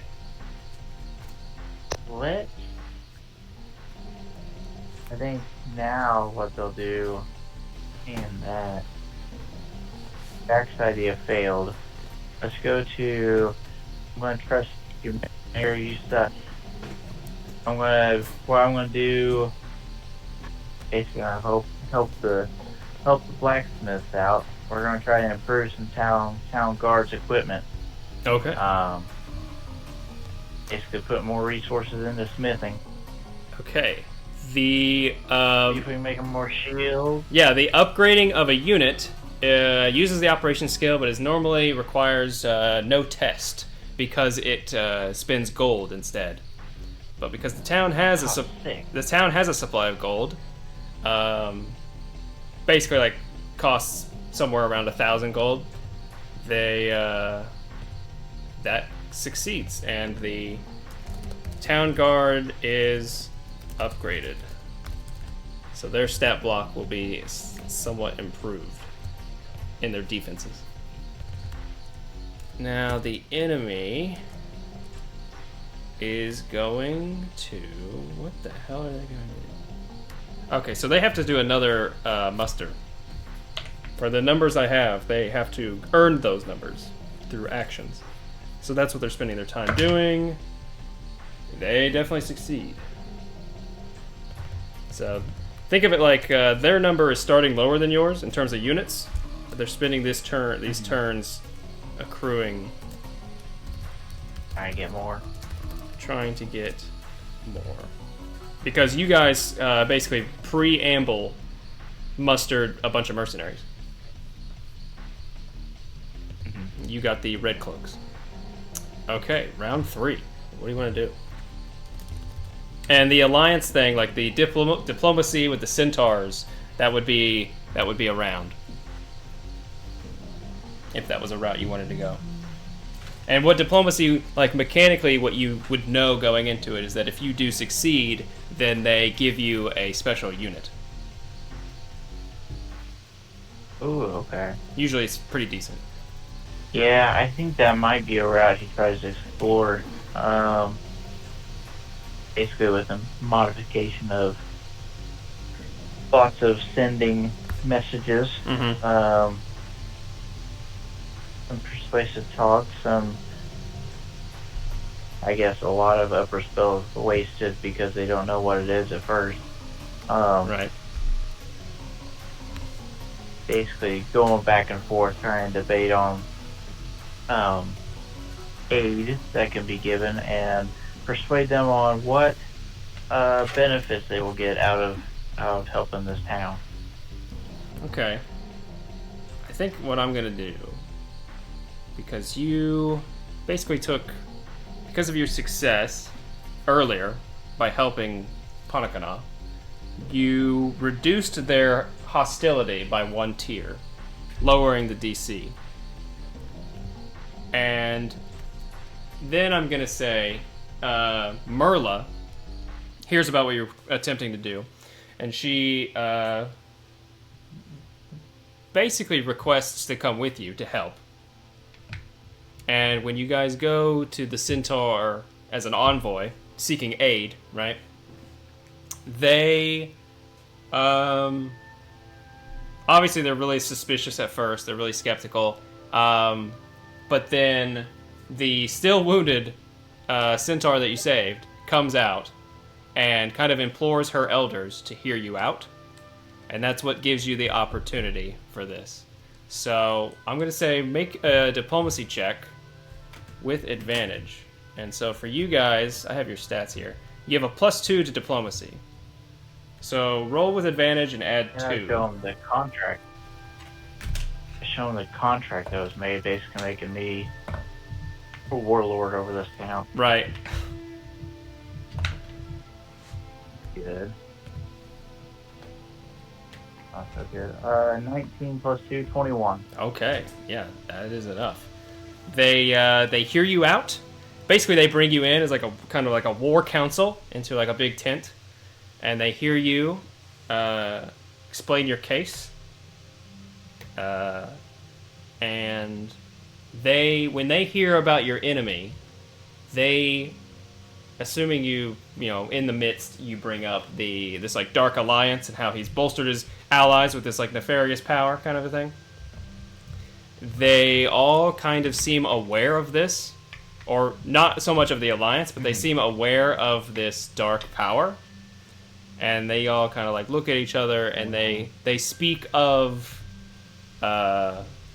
this darkness, this like corruption that has riddled the land. They basically tell you that like they know of evil to the north, and they call it the House of Bile. And it taints the land. The air carries stench, and that is your enemy. And if you aim to stop this enemy, then they will assist you in this battle. And so you gain the Centaur Outriders, who will help you in the battle. They're a unit of cavalry. That was cool. Heck yeah. Now, that works for me. The enemy is going to do something kind of offensive. And they are going to try to hit your resource levels. Which they know is the hardest thing to do, but they also think it will be the most valuable if they can succeed. So they are going to make a DC 15 espionage check. Oh, it's bouncing around. And they get a 15. Right on the number. Which brings your resources down 1 rank. And what that means is resources low. Each of this domain's artillery units have disadvantage on morale and command tests until the end of the first round. So anytime your morale would be tested, like, say, in the face of undead monsters, or command, meaning you telling them what to do, if they have to do checks for that, they have disadvantage that first round of combat. So that is a little hit to you. And we are on to round 4. You've upgraded the town guard, and you've gotten a special unit of cavalry, Centaur Cavalry. You could try to wall again. You could muster more mercenaries in case we get another unit of infantry. More boots on the ground. Or you could spy on the Count and learn his units specifically. I think I'm gonna have to go back. I think I'm gonna have to go back to that wall. I think we're gonna have to have a better wall. Okay. That's an operations. Right. Which is +2 for you guys. I have to. +2. God dang it. 10. 10? They really don't want a wall. Well, let's see. How does this... Where's your building fortifications at? Because it's based on how far you succeed or fail, too. Let's see, the DC. It's not one. DC 11. Ah, that's funny. So use failed by 4 or fewer, so that it's still constructed, but it takes 3 domain turns, or in this case, the end of Intrigue. So it actually will succeed just in time. I'm going to say just in time for the battle. Heck yeah. And we're just going to make it a stone wall, because I'm trying to keep the warfare thing, even though you're level 15, I'm going to make the warfare kind of a much lower level, technically, just so it's not so overwhelming. Mm-hmm. And then now, let's see, what are their units? I think they might need to muster one more time. Just to give you a count, you'll have the town miners as your like peasant levies, basically, like the fallback reserve unit. You'll have the town guard. You'll have a thing of infantry, or no, you'll have 2 thing of infantry, a thing of archers, and the cavalry that you just got. Yeah. So you should have 6, I believe. And then they have... Yeah, okay, so they need to do one more, and they need to do one more muster check to get... And they got a nat 20, which I don't think gives them anything extra. They just succeed. This is them readying for the attack, right? Like, this is how your guys know, yeah, they're probably gonna march on us, because they keep kind of rallying some soldiers, and then like there seems to be some kind of undead element that is a secret that your spies haven't found out yet. Mm-hmm. They'd have to actually take a turn around to figure out what that looks like. But there's definitely like some kind of mix of like the Count's human soldiers and then some like secret undead thing or people. And then that brings us to the last round here. So yeah, well, you've built the wall, or the wall is being built. I'll say it's finished, right? Basically like the day of the battle, because we did 5 rounds, but you had more than that in days. It will be complete just in time. So you could muster more units, would give you one more unit, which could be, that's significant. In these battles, 1 extra unit can be pretty significant. Mm-hmm. You could, well, technically you could attempt to build another wall or a tower, but if you failed, it's not getting done. Yeah. Like if you fail at all, you'd have to definitely succeed. Otherwise, you could spy. That would just kind of tell you what you're going to be up against beforehand, instead of like learning it as they appear on the battlefield. And you could attempt to hurt their defenses, like they did to your resources, which will give them like passive buffs or like debuffs. So, for instance, just so you know, if you hurt their communications, it would make it so that at the end of their next deployment, which is like the first round that they send all their guys out to take actions, they have to choose one of their ranks and move it, or rather, sorry, you get to choose one of their ranks and move it into one square different than where they put it. So basically, if you like mess with their communications, they get so scrambled that you actually get to technically place, or at least move, one of their units into a more advantageous spot for you. Gotcha. If you hurt their resolve, then it's kind of the opposite of what the other one did. With the speed of their domain commanders that you fight in the final battle in person will be decreased by like 10 feet for the first round. Kind of minor, but they stack, right? So if you were able to get like -1, -2, and -3, you'd have like 3 different things. You just don't have the rounds for that though. And then the last one is what they did to you, whereas if you hurt their resources, their artillery will have disadvantage on morale and command tests until the end of the first round. So I have to brush up on when the morale and command are brought up, but all of those have some value. Honestly, I think we're gonna muster one more unit. All right, that is, I'm pretty sure, an operations test. Mustering units, domain, operations skill covers this. Though an operations test is normally not required unless the GM feels there's a chance of failure. Muster units can be from the ancestry. They're going to be mercenaries, so they're going to be like basically just more red cloaks, I think is what we're going to do probably. Yeah, I think if you're spending the time to do it, I don't think it's going to have a chance to fail. Because the leader is still alive in your town, as long as you're devoting time to him pulling his men from other places into this place, or rapidly recruiting those freelance mercenaries into the fold, then I think if that's what you want to do, you'll just get the other unit for free. Or for that action, like without a roll. Yeah, I think we'll go ahead and do that. Okay. And then the enemy, I think, is going to spend their last turn spying on you in an attempt to learn your units so that they know what they're coming into. So that's an espionage. Ooh, not very good. Against your communications. They definitely fail. Yeah, there's no way. So they do not succeed. You basically catch one of the Count's spies.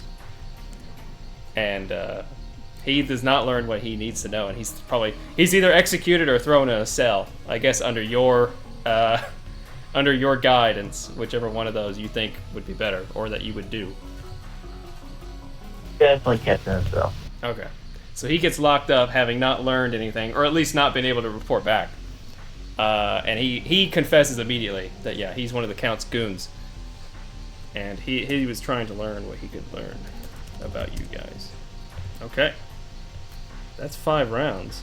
And then that sets us up for the next session, where we will do warfare proper, where we'll kind of hang out and like I'll give you like the general spiel on how it works, and you have the notes there too with your PDF. In fact, I can go ahead, I think, and I'll go ahead and just do this. As you can see, if you zoom to fit or whatever, get the whole board on the screen. You can see the 4 tiers. Your side will be the bottom one. Their side will be the top one. I'll need to do like I'll put in a token or something that represents where you put the wall. It'll probably be like right here, dead center. And then you'll put like one of your mercenary infantry will go there. The only downside, and when we go over this for real, we'll go over like how the cards work and what all their stats do and mean, right? But if you zoom in, like on the one below Shadowbane's name, like the human infantry, those will be the mercenaries. So you'll have 2 of those, and I think 2 archers, or maybe, what is it? You mustered a unit. So yeah, I think it'll be your choice. It was, okay. Where it's like, because I think you're going to have 2, like this is what you'll have. You'll have 2 infantry, archers, and then the Centaur. And then also the town guard, which is the old one because you upgraded them. So it's actually this one down here at the bottom. And basically the way this would normally work is like each commander is a player at the table. And then you divvy up your domain's units based on your proficiency bonus. Because you're so high level, you would have 5 of your own. And you're basically gonna have 3 or 4 probably. And then I'll do the other ones. Just to kind of not overload everything. But it'll work essentially by like you roll initiative, and then in backwards order, meaning whoever got lowest actually goes first for that first deployment. Because say you roll and I roll, and you roll high and I roll low, I actually would put my units on the board first so that you can react and put yours wherever is more strategically better. So rolling high is still good, you just go in backwards order to put your guys on the board. And then when you actually do the warfare, you go down initiative order and stuff.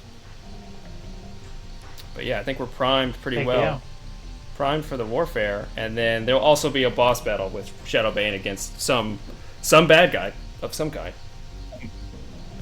Some bad guy. Some bad guy. And I'll put us over here back on this page for now. All right, man. Yeah. Good session. That works for me. Heck yeah. You were surprisingly diplomatic. Maybe not surprisingly. I know there was a. But yeah. Well, there's a motive that he was going with of, man, these guys all deserve to be just destroyed. And then, well, okay, well, there can be an advantage to having them around. Oh, That's okay, definitely well, I true. can use them for my own plot. This is definitely true. I mean, if you had wasted these guys, which is kind of what I thought might happen, you would have had to spend 1, if not 2 rounds recruiting to get back to that number, just to have enough units on the field to survive, to be able to actually stand a chance. Yeah, and I think, because of that, you were able to fail that one wall check because you didn't have to waste so much time on units, that you were able to retry and actually succeed. So that's pretty cool. and the, let's see. Oh, the favor from the town, that'll be fun. Basically, Yeah. his thoughts are, how do I become not in control of a town? Basically make a town get on, basically bow down to him. Say, look, you're our savior. the hero. Yeah. Yeah. I mean, yeah, you would literally We owe you for eternity. Yep. You would be a hero. I mean, because it's undeniable how useful you are in this last week, in terms of strategy and communications, delegating tasks and creating an actual force instead of a bunch of kind of misshapen, undisciplined goons just doing what they want before war. There's actually a hierarchy and orders and stakes. Kind of almost everything that wasn't in Dragonfell. A little bit, yeah. It's a lot harder when there's more than 8 people. When you have 100 people that you have to give orders to, 100 mercenaries, and then nearly 100 guard, and then a couple dozen miners and then all the townspeople that need to help build the wall. That's a way different kind of operation, and even much more different than what you're used to being a loner. But you take to it super well, and all the people basically that whole week, you learn that people see you as an omen, a bad omen, or that's how they saw you. They either thought you were from the Count, or that you were just a bad omen sent by fate as a bad sign, a dark knight here to serve as a warning. But then you end up being super helpful. And honestly, he's liking that angle just because it keeps everything on edge. Yeah. Yeah, I don't know. Are we still recording? Yeah, I still have it up, but I can go ahead and kill it if you want to talk shop a little. Well, I was just gonna say there's kind of a reason why. I mean, he kind of plays that way. Well, all right, man. That was a good game. Yeah. Yeah, no, that's awesome. Lost to do round 2. All it's gonna be is that might work out. All it'll be is the warfare, is kind of getting the rules and doing that, and then the big boss battle, and then all the just kind of roleplay fluff afterwards that leads into the kind of cliffhanger of what your character will be doing the rest of the downtime. Heck yeah. No, that works for me. So there's a big cliffhanger, huh? You will be presented with something, and then you will just have to make a decision, but I won't make you make it right then. It will be left to you to think about and to ponder, and then you will decide. I mean, you already said it, basically, about what your character will do after all this is settled. But not only will this battle present some things, but I think something else will give you things to ponder. Sick. All right. I dig it. Cool.